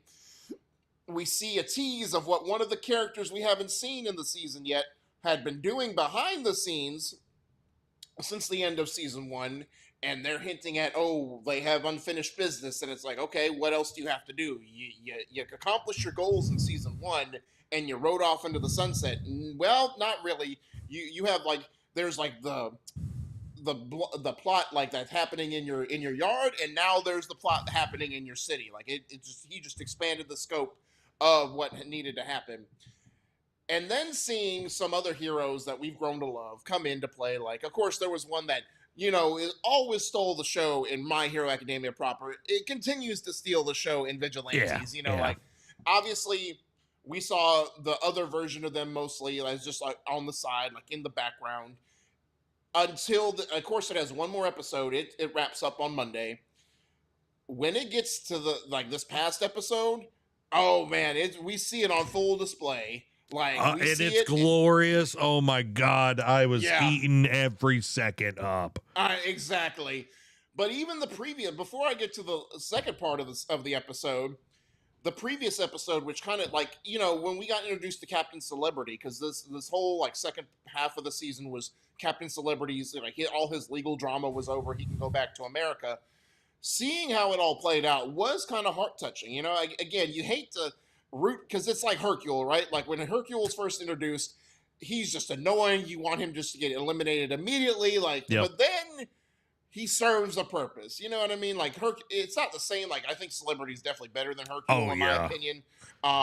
But when you see what Celebrity had to go through, like and like with his wife and everything, and he just has like it's like almost a series of unfortunate events. Like he just stumbles into this things like haphazardly, and you see like okay, he's earned like he wants to earn back the trust of his wife. You know, for also for another reason that we won't get into, but seeing that and then seeing how he has like his heroic moment, like like the reason like he became a hero, keeping the sky egg up, it was just like okay, you're rooting for him. And he even has like the Captain America moment where it's like I could do this all day. You know Yeah. what I mean? But then seeing like other heroes come up, you know, like we won't get into who pops up, but seeing them come back and then seeing some of the characters that it's like, oh my, I know what happens to you in My Hero Academia, but it's okay. Oh yeah, We're yeah, we're enjoying having you back on the screen while we got you. yeah, But then going back to the last episode, right after we see this heroic moment from the scene stealer, the showstopper, as some would say, we see the other person that has been MIA, and of course, the big bad, the scarred man, which we learn an interesting part about his background. I kind of want to know more about that yeah, type of deal. Like, I hope we get that explained in later seasons. But seeing him interaction and then finding out about the said person and like what happened, like their relationship, I'm just like, okay. And then the fight scene, I'm just like, man, this dude's like, if the Punisher wasn't an anime, I feel like this would be it. Like, he would be like, I think this is solidified that he is supposed to be like the Punisher, yeah, essentially. So, yeah. very great, strong episode. I know, like, the preview for the finale, I think it'll wrap up this. Like, of course, it ended on a cliffhanger. We'll wrap up that fight scene in the beginning of the finale, but it kind of seems like it's going to like tamper off. But again, like in typical shonen faction, there probably will tease something for that will ignite the next season. Zach, what do you agree with me on the overall thing of the season? Yeah, I think the season is good. It definitely has a different feeling from the first. Yeah, I feel like for sure. the first is done really well, which we talked pretty extensively about that on our reviews and everything. But this Mm-hmm. season, I feel like you got to experience more of the world Mm-hmm. before My Hero, which I think was awesome to get, where you really got to understand, okay, this is the time we're in. These are the heroes that are active. This is the villain kind of setup and everything, because where we're at is like peak All Might at this point. Yeah. So villain activity, it's like, yeah, you're having people use trigger and all of that, but and there's not a ton, like, yes, there is stuff going on, but it's not, What it was in My Hero. yeah, where you're having like, jailbreakers and all this kind of stuff happening. So it has like Crime syndicates. yeah, it just feels different. And seeing like more, I feel like this is more like a Daredevil show than, you know Mm, what I mean? Where it's I like could you're agree with getting that too.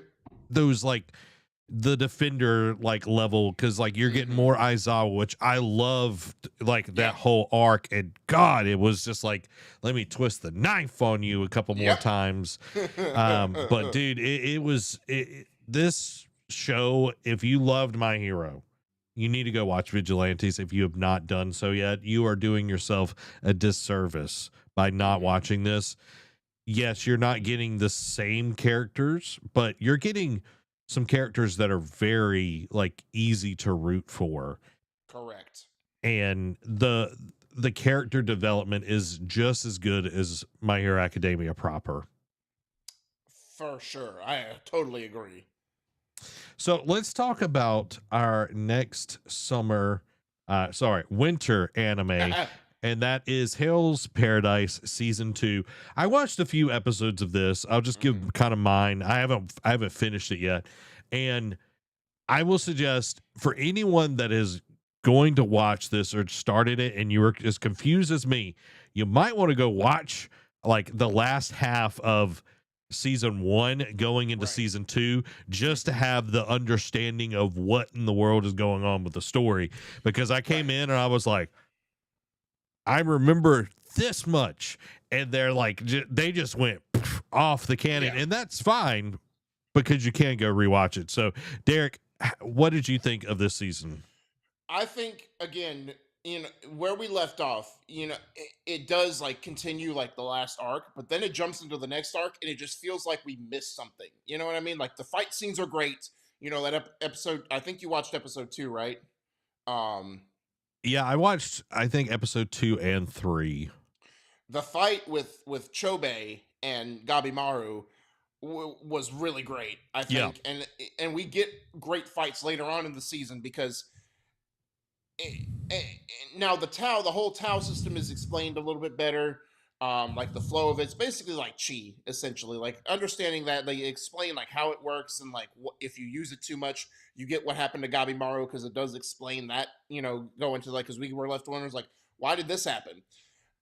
We do get a revelation about May, which I kind of called in season one because the way it happened. I'm just like, okay, is she this? And it does say like, yeah, and it does answer that question. Um, and then it just kind of jumps in, like they introduce like a whole like, oh, okay, when we fight the Tenzin, they're like elements. It's like they have different elemental abilities, and we have elemental abilities, and these are like, it's like Pokemon, and like these will counter this, these won't work against this. But it kind of like doesn't also make sense, because like there's metal, there's wood, and all that. And it's like, okay, how does it makes sense from a Pokemon perspective, but it's like, how does that play Yeah. out in combat? Because you don't really, other than Gabimaru, you don't really see elements play out in that show. And then they just kind of jump into the Tenzin arc, and of course we get the second expedition hits land, and they you want to talk about, they mean business. Like they are ready to, like, pretty much they're the closest thing to Crusaders as you can get, because they will die for the cause. Like their underlings will die for a cause without a second thought. And then so it makes it like, okay, what are you about? Because then we don't see them for a little bit, and I know it got teased that at the end of this pack, because it wraps up on Sunday with the final episode. In the previews, like they come barging in at the end of the last episode. So I'm like, okay, now we're going to see a little bit more of a conflict. Let's see maybe what they can do, type of deal. But seeing the other Tenzin fight was really great. Like that's when you get to like the conflict where they're in the center, or like the palace, and fighting the Tenzin, because of course nothing can go as they make a foolproof plan, and nothing ever goes as planned, right? So the elements that were supposed to work against this one, they get matched up with the ones they're weak against, and seeing how each one plays out and they still win is still very interesting to see. I'm intrigued to see how it ends, because I know it's a shorter anime. Like there's not. I know this current arc that they're in is like 51 chapters, so they're just getting started. You could still make a whole season out of like the rest of this arc, but we'll see. Do I think it's better than Do I think it's better than season one? I think it's on par with season one in terms of like the stakes, the storytelling, and all that. So if you like season one, you'll just get more of the same. But I don't think it really takes that next step. It takes the next step Mhm. forward in the fighting, but in terms of like everything else, I don't think it takes that next step The plan is the plan until it's not until the it's plan. not the plan. Now, Asha what Sharma, 2026. Xbox CEO or Xbox boss or whatever. Sentence to be a hero. This was not on my radar really going into this season. And then I know you were talking about it. I started hearing more buzz and all of this about it. Kept seeing it on Crunchyroll, scroll past and everything. And I was like, all right, let me check this out. And to be honest, like at the very beginning, I didn't really want to pay the fantasy tax, as Amy calls it, but I was like, okay, let me just go a little bit further. And I was like, okay, I'm digging this. And by episode 3, I was like, all right, this is a banging show. Like, Yes. if you have not watched Sentence to Be a Hero and you like kind of like medieval, like big fantasy kind of structured stuff, this is a fantastic show for you. And the way that they set up like what a hero is so contrary to everything that we're like taught, Right, oh, heroes like, this. like when you look at the titles like Sentence, it's like, okay, you're forcing me to be like a good guy or whatever, but then you realize and I'll get into it here in just a minute, but I mean, like, yeah, when you realize it's like actually a prison sentence essentially, and it's like, okay, explain. And then but it almost like it doesn't matter, because like, yes, it's like very Suicide Squad esque, but it almost like doesn't matter, because they're going to defend the people regardless, right? And by the way, like Xylo's character done by is David Matranga, voice of Shoto Todoroki himself, very well done. I think his like dynamic, like he's more like somber, stoic, and then you have Teorita who won't shut up. You know what I mean? In Yes. certain instances, Give me pats. Praise me. praise me. You know, So, if is it Methode from Freeran, oh, she would, Matode, yeah, yeah, she would be perfect for her, but for Xylo sure. is not Jojo. Amy says. But no, I do think now the only gripe I have with it is like, and I know like the first episode's like almost an hour long, right?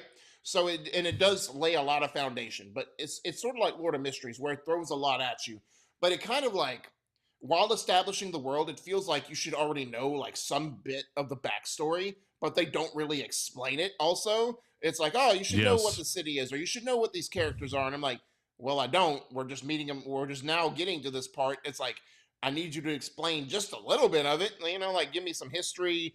It's like, why should I care about these characters? And I mean, it does answer those as the show goes on, but it's just like that initial introduction. It's like, okay, I need a little bit more here. Like, why should I care? Don't give it to me an episode or two later. Like, I kind of want, and I'm not saying immediate instant gratification, but at least give me some nugget to cling on to why I should care. Yeah, it definitely feels like you have to get in several episodes to really get the Yeah. meat, because it's way like this is I like I already said like the fantasy tax, Mhm. but I feel like the action starts pretty quick on this show, Oh yeah, for sure. which is definitely more up my alley. But like I don't know, I wasn't just ready for it, but once we got in and then we did get more of the world and like the reasoning why he's like, Mhm. I don't want to be your knight. I don't want this. Like I Yeah. will never Yeah. like you're just like, oh, and then when you meet the other heroes and you understand why, like at the very beginning, it's like you don't want to die as a hero. There's a Nope. reason behind it. And Unless you're that attack dog that you meet. I'm like, well, that dude's insane. well, it is like just so everybody knows, this is literally said early in the first episode. It's like when you die, you get brought back and you lose part of your mind. So it's like the more you die, you still are going to come back and serve your sentence. And it's like you just become less and less human as that happens. And it's just very cool. Which leads me to, I don't know how far you gotten, so obviously I'm not going to spoil it for you or for the audience. The last episode finally got dubbed today. After it's been out it was simul-dub up until the finale, but it was worth the wait because they dropped some revelations. Like something like, of course, you know, they introduced like one of the night captains, Kivia, who's a very interesting dynamic compared to Xylo. You know what I mean? Like she's very straightforward, like by the rules type of thing. Something happens with her because we find out there's another group that is like another faction that is interested that you're like it makes sense once they're revealed, but it's also like, okay, you don't know that this exists yet. And then she finds out a revelation, and then something happens, and then you find out what the truth behind the heroes are. And I'm like, oh my God, this just took a whole nother curveball I was not ready for. So Okay. it is very, you will, I think, I'm waiting for your reaction when you watch that final episode, because there are stuff that is dropped that is like, oh my God, I did not see this coming. It is like a little bit longer episode. It's like almost 30 minutes, but it is well worth the 2-week wait to wait for the dub. And season 2 has already been confirmed. So I am excited. I cannot wait for the next season to see how they continue from this plot twist. Yeah. We're talking about Send Us to Be a Hero for everybody that's just joining us. I just want to pull out one person that I absolutely loved in the show, and that is Majesty. Oh, yeah, the general. Yeah, like he is such a great character, and the mind, like when you meet him, but then the mind, like what he does and everything, and just like his skill and all of that. And who plays him? Let me look that up. One moment, please. Oh, Jason Oh, Marnoka. yeah, Marnoka. Yeah. Don't know that person. Newer, I guess. Yeah, just I love him though. I Yeah, absolutely love that very character. eccentric, very over the top, boisterous. It's just like onward, man. I'm like, okay. Yeah, it's it just for him. I would say go watch it. But yeah, Yeah, for I sure. loved Sin is to be a hero. I definitely want to go and finish it. That way, we can dive in and talk more about that. But Hmm. Derek, we've got a little bit more. Let's talk about Hmm. your ads for this season that you've watched on your own. So starting off was and anyway, I'm falling in love with you season 2. Now, season 1 dropped in last winter, so of course, fast forward a year later, and season 2 is dropped. Season 1 was okay, like it was your typical like girl who had 4 guy best friends. They all grew up together. They're like family, and then all of them, for certain instances, take a liking to her, and then 2 that even are like feuding to like win her heart type of thing. And I'm just like, okay. The real interesting part is the connection to real world, right? Because they don't mention COVID, but they say a virus has taken over. They've can't. It's weird because they've canceled school events because it's like a global thing, but they still like they've canceled events, but they still go to school. They don't do mandates or anything like that. They don't see it's like a death sentence. So and I looked it up because it starts off in 2020, ironically, and I looked it up. The manga started in circulation in 2020, like November of 20. So this was like the end of 2020, like peak COVID type thing. I'm like, interesting that they want to make that real world connection, and it all plays a part because it's one of those fast forward type of things. Like it starts in 2020, but then they fast forward to like 10 years later in 2030, like how everyone's progressed, and then it hints at some things in season 1. Season 2 does focuses more on like the present, like the 2030 present day type of thing. And I think the character development, I think, is really done a lot better than in season 1. Like I know they were setting the foundation. I still don't like the main male character because he seems like too childish about some things. Like it's like, oh, I want you, it's like, hey, you're gonna be my girlfriend and all that. Like it's like very childlike, and I get it, they're young in love, but it's like almost like too needy type of thing. It's like, okay. Um, but there's like a character revelation for one of the guys that is done. Like, of course, we see like the trope done so much in like more recent like stuff, but I think it was done so well and handled so well in this instance that it kind of made me care about that character a little bit more. You know what I mean? Just because of what they went through. So just be, I think season 2 was done a lot better, and I don't know if the show is going to continue because the last episode that aired today was the title of the show, and usually 9 times out of 10, when the title is in an episode of the like when a episode title is the title of the show, usually means it ends. Not necessarily, but it's like, okay, you didn't really say if you were continuing or not. I don't know. But if it had to end, I think it ended well in season 2. Following that, Golden Kamuy final season. And man, I've talked about this show before. Like it's one of I think it's like one of the great period piece anime that's out there, honestly. And it is just done so well. Like of course it's it picks up where the last season left off, and it just keeps like there's stuff that's revealed. Like it's not like earth shattering revelations, but it's like, okay, cool, this makes sense for it. The still like the insane antics of everyone is still done. The action, because I mean they go a little bit more grittier. Like I'm not going to get into it, because we family friendly over here. But like the gruesome fight scenes that they have are just like still gut wrenching and just like, oh, the final. And then of course you get to the final conflict, which is like the whole motivation of like where the gold is, and it leads to like this big final fight. And I'm just like, this is great. This is why I love this show. They did do kind of like a My Hero final season thing because My Hero, the last episode is airing in May. There's a little bit where it ends, apparently doesn't wrap up the manga. So they're going to do a movie in fall that wraps up everything. I'm like, okay, I get it. It's to keep the eyes on it and to keep the like. It's sort of like DLC to a game. It's sort of keep Yeah. keep you interested. But it's like, okay, if this is like the new trend, I don't know if I'm going to like that. But if you enjoy the show, what does it matter? So I think Golden Kamuy final season has been nothing but an enjoyment, like the whole show has been for me. Then the last one I want to get into is Fire Force, the second half of the final season. And again, I voiced my concerns last episode where they're wrapping up 80 plus chapters in 13 episodes. And the experiment for this was Promise Neverland. Promise Neverland, I wasn't high on season 1 as everyone else was, but it had a really great premise. It was a great start. I was intrigued to see where it went.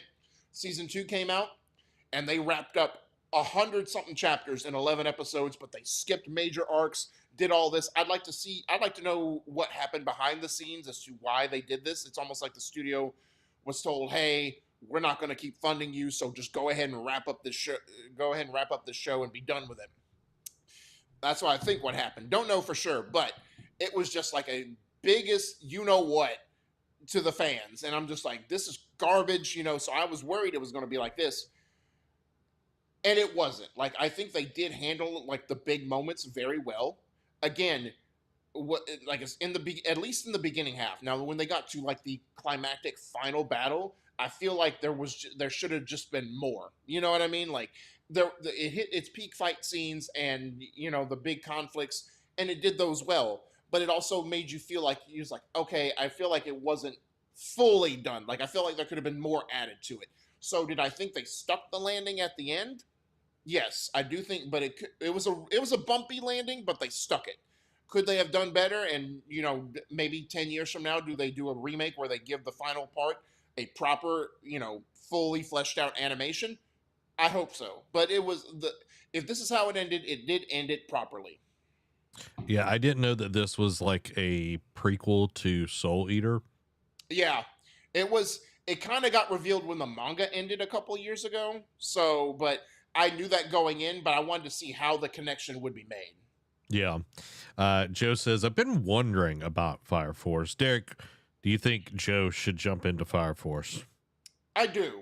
I think like just the power system, like one of the sound animations that they make for like, because everyone has fire abilities, but they have different levels of fire abilities, right? So like the sounds, like the sound animations, I think are like peak just for like audiophiles out there. You know what I mean? But the power system is vastly cool. It does feel like Naruto a little bit, where there's like different factions, like in each of them, like they have captains and all that kind of stuff. Um, the plot, there's the whole baseline, like, okay, why is human combustion happening? Where people just light up and become infernals for no apparent reason. And then the mystery that evolves around that, like the whole through line through that is intriguing enough. Like it's not vastly like, oh my god, I have to know this. There are some intriguing parts and some basic revelations, in the first 2 seasons. But then when you get to the first half of season 3, is when the real plot opens up, and I'm like, okay, this is cool. Not the twist I was expecting, but still cool how they do that, and it kind of makes sense how it ties into Soul Eater a little bit. But I think it is worth a check, a check out. It's 3 seasons, like 24, 25-ish episodes a season. Easy watch. There you go. Go watch Fire Force. My ad for this past season was Jack of All Trades, Party of None. This was it started off and I was like, okay, this definitely is reminding me more of like I'll solo any boss, guild receptionist. And I was there for it. It was interesting. It was like, oh, this dude he was part of the top party of like this area and everything, and everybody called them the heroes party, and he gets kicked out because his party thinks that he is absolutely useless. And it's like, okay, so it's like a little bit of like, oh, let's show them up, let's stick it to them or whatever, but he does it in a way where it's like, I'm just going to work hard and show that I actually belong. And I feel like it's a little bit slow, but by the second half of it, like you do get some really cool fights within this, and it's a dungeon crawler kind of show where you have guilds. It feels like a video game in that way, where it's like you Yeah. go in and you go deeper into the dungeon and so forth, so on. And you see him kind of like putting a life back together post being part of the heroes party. Mhm. The heroes party learning it's like, oh, the only reason why we were good is actually because of Orun, and all of that. And it's like There's a lot of anime recently that have like that. It's like, oh, like what was it? Brilliant Healer. Um, it is just like, oh, we were so good. Why are we bad now? It's like, oh, because we had his healing ability to keep us going. yeah, because he was an enchanter, but like he created his own spells, which nobody does in this world. Hmm. But he's literally creating his own spells and all of that, which I think is super cool. And the second half of it, you learn that there are some things that nobody like. There's some big players that are Mm. happening, and there's some stuff that Orun and everything uh that in his past has been hidden because he's lost his memory to some things and all of this. So there's a lot going on, and by the end of the season I was like, this was like, oh, when I get around to it I'll watch Jack of All Trades. And then it was like, okay, I need to watch this soon after it comes out each week. And then it was like, I need to watch this week's episode. Yeah. And that's big because, again, I don't like paying fantasy tax. You can Yeah. ask Amy. Is like I will kick and scream if I have too much fantasy tax on my plate. But this one, it feels simple, but they ease you into the world really well, and then it gets deeper as you go, and the fighting looks really good. It does have that like um especially with the bosses in the dungeon, it feels like that CGI kind of esque, Oh, got you. not all the way, but it's like slightly there, Right. which is always slightly off-putting to me because I understand that it's faster in some ways, but it's like, man, because um Overlord is bad about that. Oh yeah, for sure. Yeah. So, Dan, eh, did you watch it? Dan says definitely need a second season. I agree. The way they ended it, I need more. well, y'all are in luck because remember I sent you a link that That is they did right. confirm a second season. So you're in luck, Dan. There is a second season coming. Don't I forget if it said when, but there is a second season. They are going to be in production. So wish granted already. So a lot of good stuff from this winter lineup, but Hmm. let's talk about our Kage Summit for Hmm. this episode is the Crunchyroll Anime Awards. And man, oh man, we're going to be Specifically, the focused. Anime of the Year award. Yeah. So for everybody that has not seen it, let's go over to the Hmm. awards page, and the nominees are Dan to Dan or Don to Don, season 2, Gachi Akada, My Hero Academia final season, Tokopi's Original Sin, The Apothecary Diary season 2, and The Summer Hikaru Died. So, and I know we have watched 4 out of the 6 nominees. Like I know Takapi's Original Sin is part of the summer lineup. I will be watching that, within the next couple weeks. The Summer Hikaru Died is a Netflix anime. I haven't watched it yet. I heard really good things about it. Just initial impressions, you know what I mean? Like I feel like it's a solid lineup. Like, Yep. and this is again like the Game Awards. It's sort of like an in review, but I feel like with anime, right? Like, like with video games, we talk about quality over quantity, right? Like, yeah, you can have a bunch of good games, but we want standout games, like memorable games, and that's what we get at the end of every year. With anime, I feel like because new stuff releases quarterly so much, and there's like especially this season, there's a lot of big like this winter we just talked about. There was a lot of big stuff that dropped this season, right? I feel like anime is saying, you know what, you can have your cake and eat it too. We'll give you quality and quantity anime. You know what I mean? We'll give it Yep. to you in droves.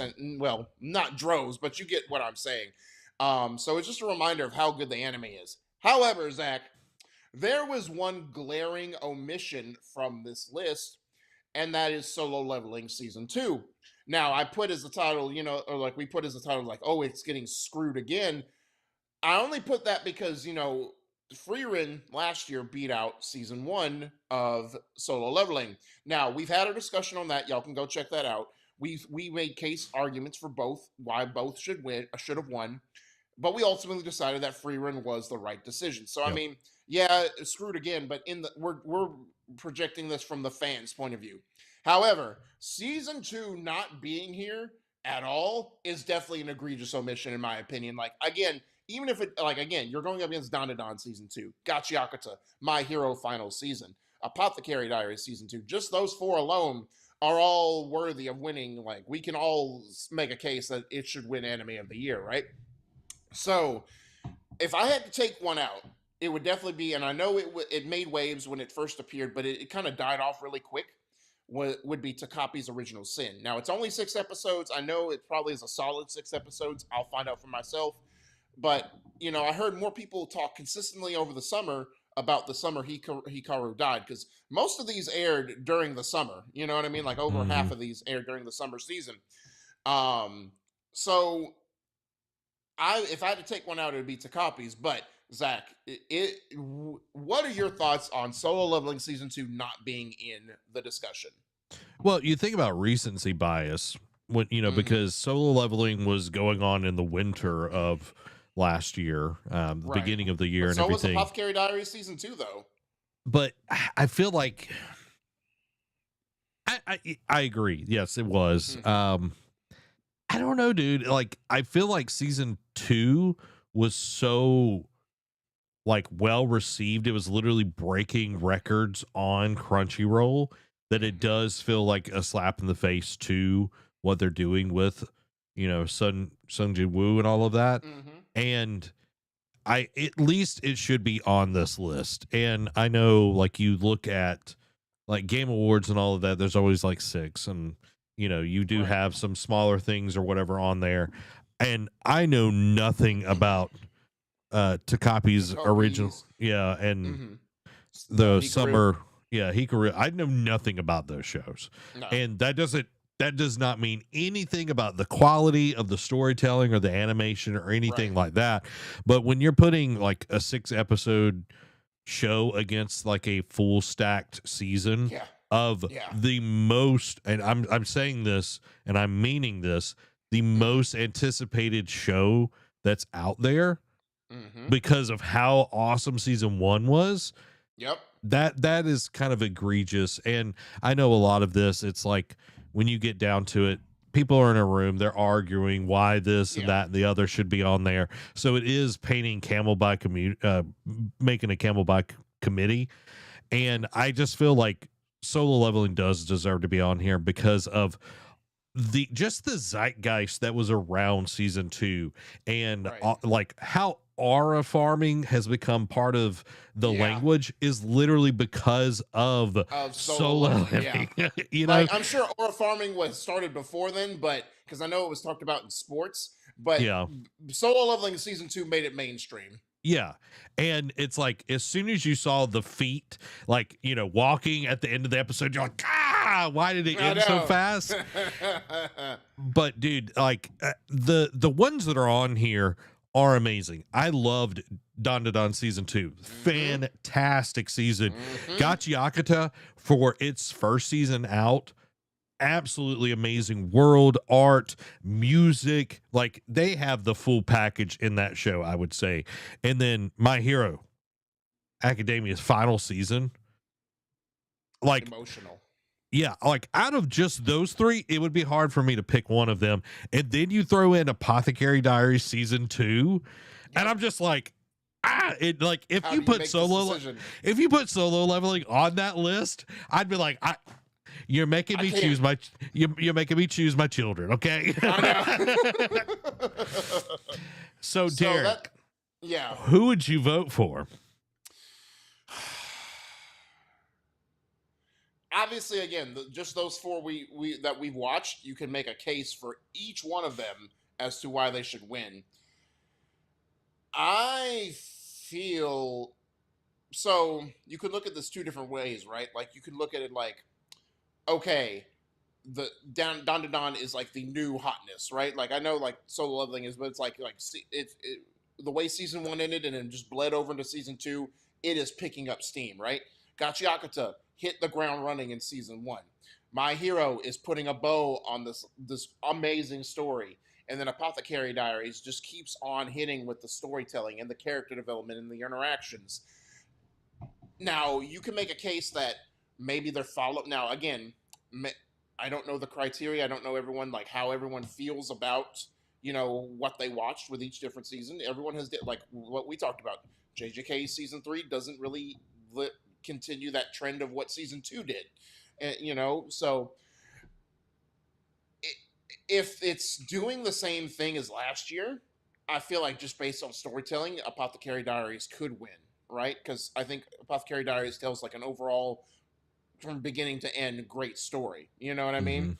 Mm-hmm. There's really never a bad episode that you watch that you're just like, I didn't really care what went on in this episode. You know what I mean? Like Yeah. each episode, like even if it was just like one of those like not really a filler type of thing, but like just an episode where they're just like goofing around, that still you still enjoyed watching stuff like that. You know what I mean? Because somehow it ties into the big thing later.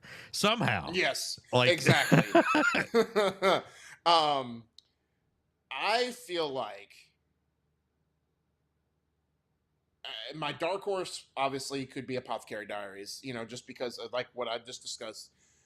I feel like because of the new hotness, they'll give it to Gachiakata, even though My Hero has a strong case that it's like, look, the final season, and we had like you look at IMDb, like the rated episodes, and it was just like banger after banger after banger after banger. But it's sort of like the Johnny Come Lately argument, where it's like, okay, Gachiakata came out in summer, like, and it just like once, especially when it got to the trash storm arc, it just took.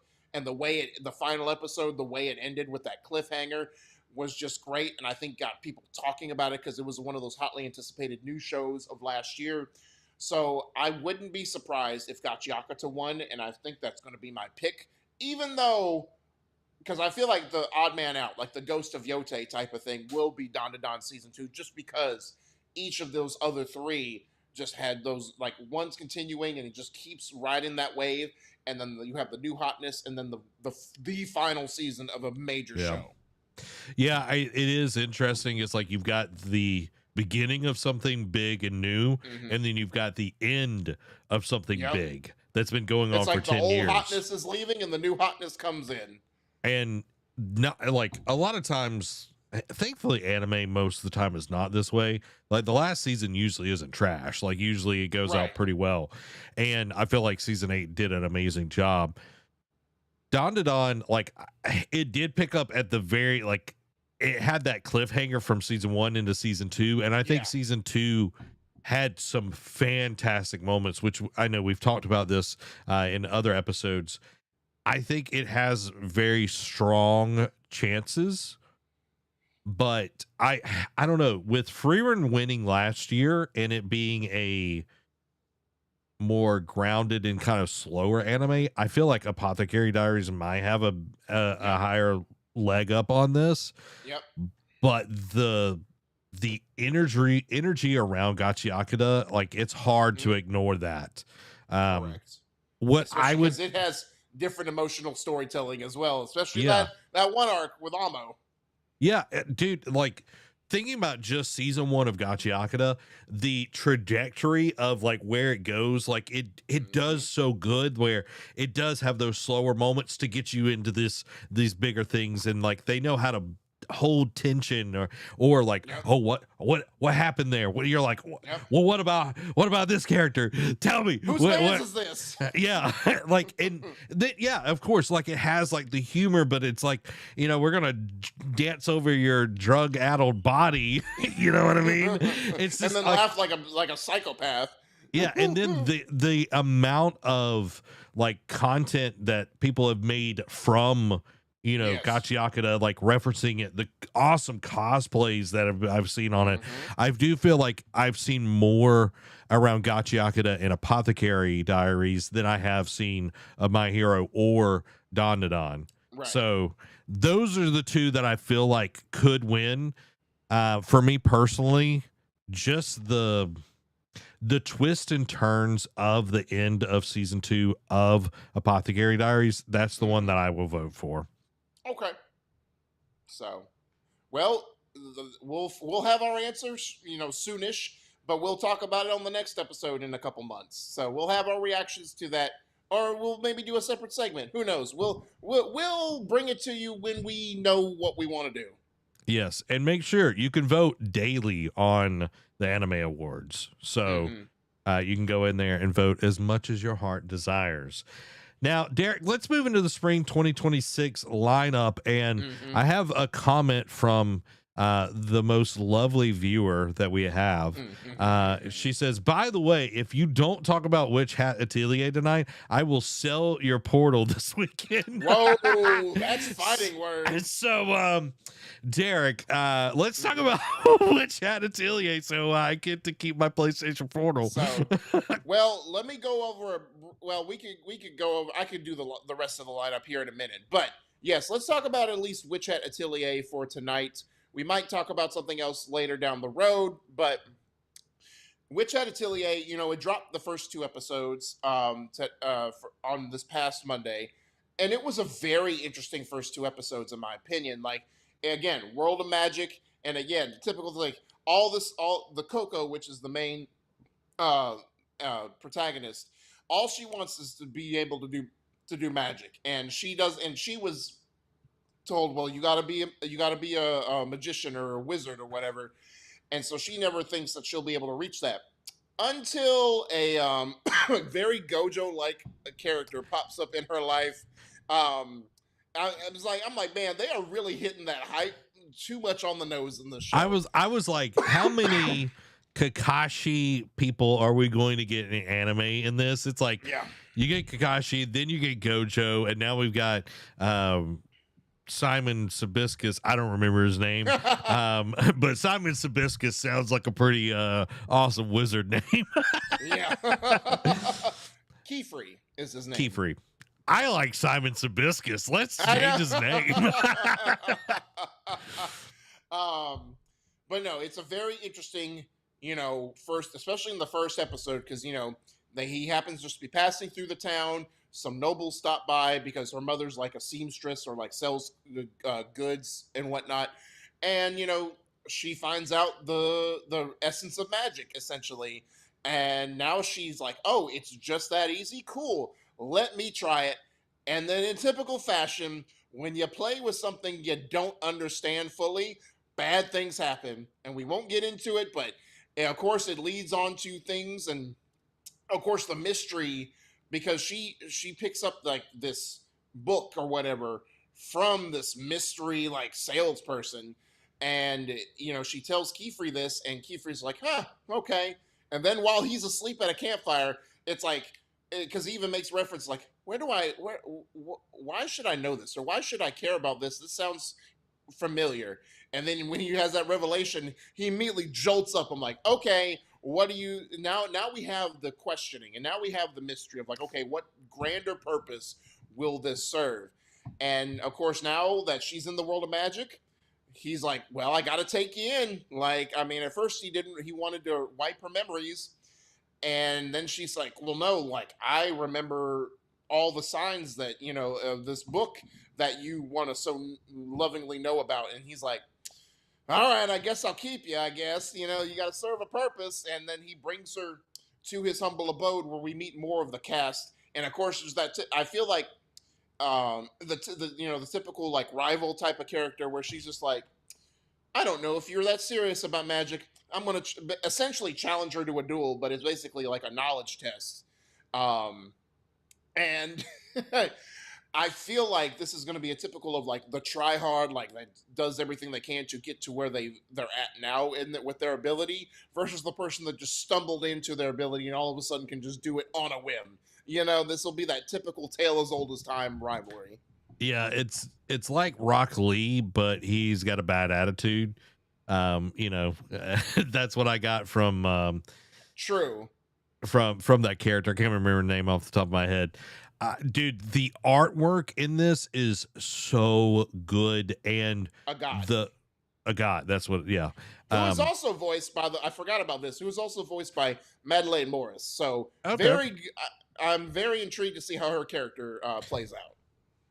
and like the way that they use the picture book, the pop-up book in Hmm. like the styles and everything, I am so ready to see more of this because Amy has been reading some of the manga from it, and Ah, she's like super hyped for this to happen. This is like I love seeing it because it's like she's like getting like even more and more into it, and it's like now one of her mangas that she's enjoying is now becoming an anime. So like seeing that happen is pretty dope. But the art, the music, and then how the magic system works and yep. why it's so like secretive. No one knows how. It's like, oh, you have to be, this special chosen person. Like you have to luck into it. Hmm. And it's like when you find out how the magic actually works, it's like, oh, okay. So Yeah, and they're anybody, like all of the people who can use it are very secretive, like keep it secret, keep it safe type of thing, you know. So they're very secretive about it because if it did get out, it would be, I wouldn't say mass pandemonium, but it would definitely be chaotic. yeah, and that was the reason why it turned into what it is now. So, Yep. man, I like just the little details that they like put into this. Like when she's cutting the fabric and he's like, "Oh, you have really steady hands," and like that was a super straight cut and all of that. And it's like, oh, like, and he's listening to her talk about how much she loves magic and all of this. So he's Hmm. like, he's thinking about all of these things, and it's like, oh, well, that will actually go into X, Y, and Z. I don't want to give anything away because I want people to watch the Right. show. Right. But man, Well, I and it can't wait just for started. season. Like we can't give away the hen just yet. Yeah, yeah. Guys, go watch Witch Hat Atelier Hmm. or Amy Will Cry, and you don't want Amy to cry. All right. And just one thing too, apparently, like this has been trying to get in production for 7 years. And I don't remember like why it's taken so long, but definitely worth the wait if that is the truth. Amy says, I will remember this lackluster explanation, Derek. I will remember. I am trying not to spoil stuff, Amy. Like, and I have to give a mundane explanation because otherwise I'll spoil stuff and people will get mad at me for that. I can't win. I can't win. I will not stand for any hate on Witch Hat. Derek, I like the show. Like, I'm glad it's you and not me. Let's just say that. oh, your time is coming, big boy. Don't even. So, Derek, run Uh, me through the rest of spring 2026 lineup. so, of course, we've got. I'm just going to be. Of course, we got Ascendance of a Bookworm, like you talked about, Adopted Daughter of an Archduke, which is already airing. Um, then we've got Classroom of the Elite season 4. I've always heard good things about this series. I'm intrigued to finally start watching that when it's gone through the whole season. So I'm apparently it's really like one of those like mind chess games. Very intrigued to see how that goes. Then we got a new anime that Witch Hat is one of the new anime this season that we're going to check out. Another one that we're going to check out that we'll probably talk about at a later date, Daemons of the Shallow Realm. And I'm just going to say, as an early first impression, it starts off with a bang. You know what I mean? Like Witch Hat is also a bang because of how it's like gets you into the world, but this is like a different bang. Like, all right, we getting into the nitty gritty of this. More like a Um, chomp. Chomp, gobble gobble. Yeah, gobble, gobble. Then we, that's crazy. Um, then we have Doro Hidoro season 2, which I know this has been a highly anticipated second season because season 1 was really good. Haven't watched that one either, but really intrigued to get into the show finally as well. Then another one of these that I am sad to see, like we talked about, this is the calendar year of Derek being upset because so many shows that I have thoroughly enjoyed are ending. We are in Doctor Stone, the final season, the final part, Core 3. It is finally airing. We are finally going to wrap up this amazing story. And like I told you, Zach, I need you to check this out just because of like just the overall funness that this show and like this like just makes me smile every time I watch an episode just because of like not because of the funny moments or like the insanity of like how but just the show portrays that what humanity can do if it comes together for a common good. And this is just like playing out that fantasy and it's just like, man, just what if? Like just what if we could do this? Um then we have let me scroll through here. Then we have another rom-com that people have started talking about as Go For It Nakamura-kun, which is also airing. It's a new one that's showing up this season. Then we have I Want to End This Love Game With You, Killed Again, Mr. Detective, but Liar Game, which I haven't watched a like mystery, like dark fantasy anime in a while, like brand new. This one gives that vibe. So I am really it's not simuldub.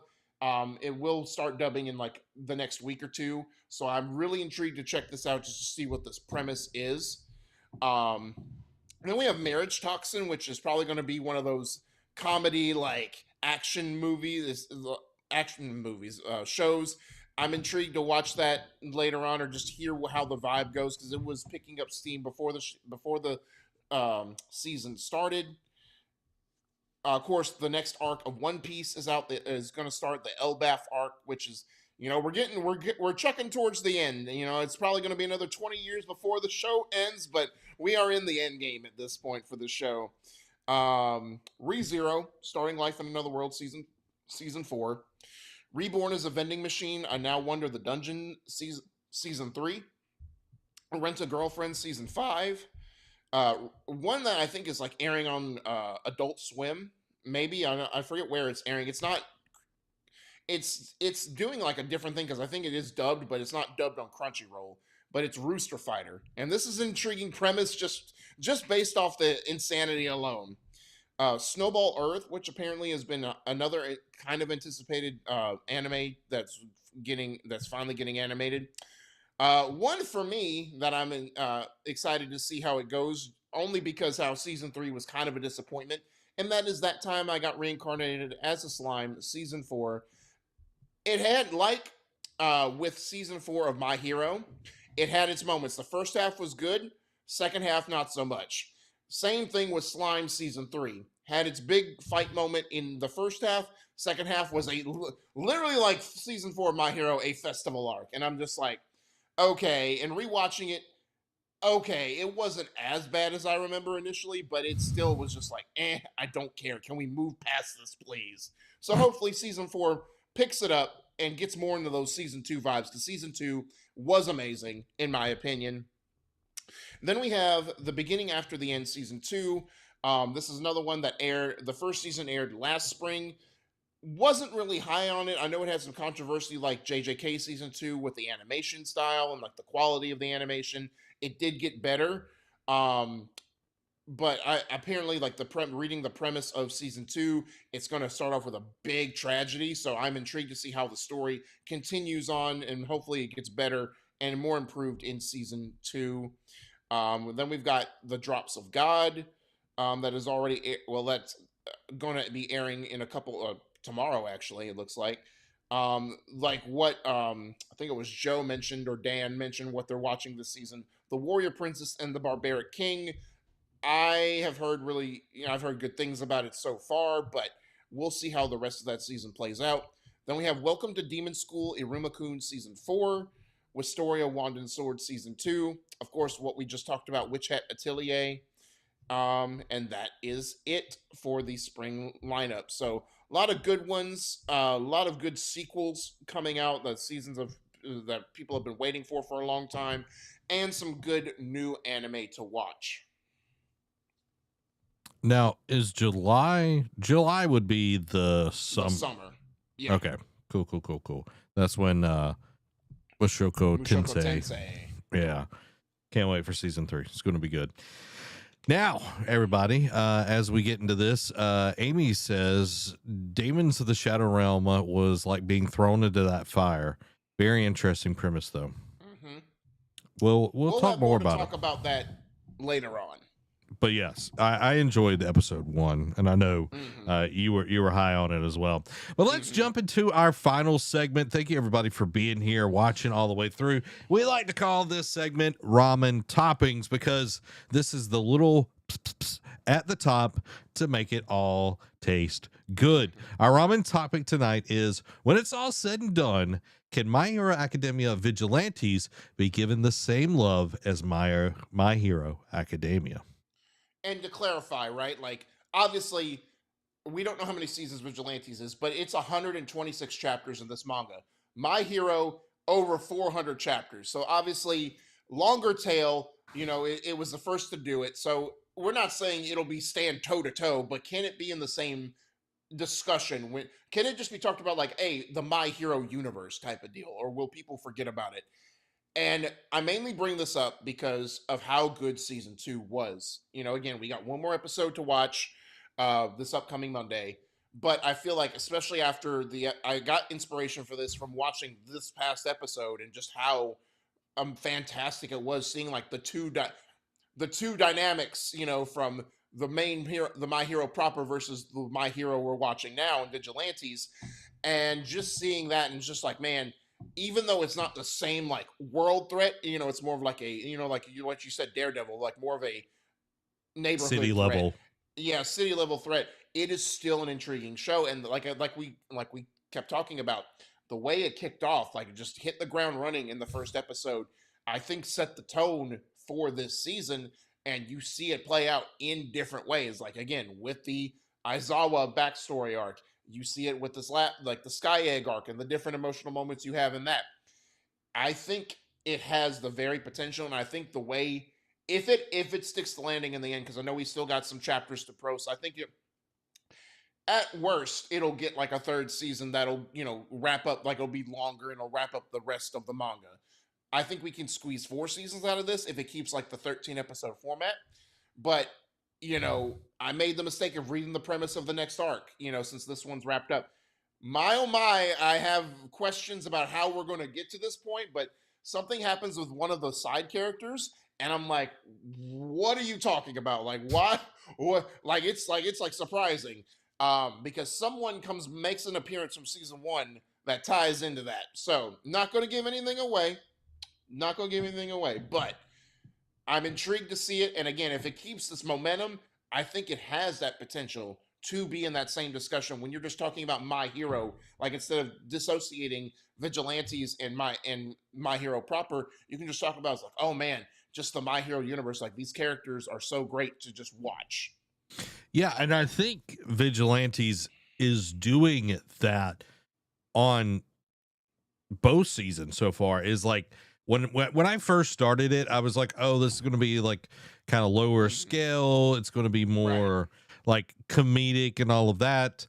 And then you start seeing some of the stuff that they're dealing with, and you're like, okay. Yep. But then you start seeing the through lines from My Hero Academia Vigilantes all the way to just Academia, and you're just like, okay, let me lean in on this. And like it's you like, see how you see the startups of how some stuff plays out in here, and you're like, okay, like especially like what was it, episode 3 or whatever of season 1? You're like, so this is how it starts. Interesting. yeah, And then now you're seeing like with the Scarred Man coming in season 2, and you're seeing some similarities that may be the roots, like like of what happens in My Hero. I'm like, interesting. This is the potential of how we get here. Very cool. yeah. And I think when you look at that as like let's take Dragon Ball, Dragon Ball Z, Dragon Ball GT, and Super. It's like the thing that really stands out is Dragon Ball Z out of all of them. And then Super, I feel like, is right below Z. Then I feel like Dragon Ball, then GT, because people hate on GT so much. Yeah. It has its moments, but overall, like the storytelling just doesn't not hold up of GT. Yeah. But I digress. But I feel like the storytelling is pretty similar to what we are getting in My Hero Academia proper. And this, I don't feel like it's really it hasn't like, oh, we got to take a long time to tell this story. And it's like, no, we can get in here. We can really start fleshing these characters out pretty quick. Yep. So I agree too. And I think that's a testament, because I feel like, again, My Hero is over 400 chapters. Like, and they wanted to build their time with this, like really flesh out to where when you got to the end, everything was satisfactory, Whereas Vigilante's like, hey, let's just get down to business, to the brass tacks, to the nitty gritty right away, and just like tell a short but like a tight but enthralling story in the same, like two things can be true. You can have a great long form and you can have a great short form, and both can exist in the same realm. Yeah. So to wrap this bad boy up and put a bow on it, I do think My Hero Academia Vigilantes can and will be in that discussion of the universe as it wraps up in maybe its third or fourth season. And I think we are the better for having this show. Agreed, 100%. And it's still going to be sad because it was great that of course between season 7 and 8 of My Hero, we got season 1, and we're like, oh, good.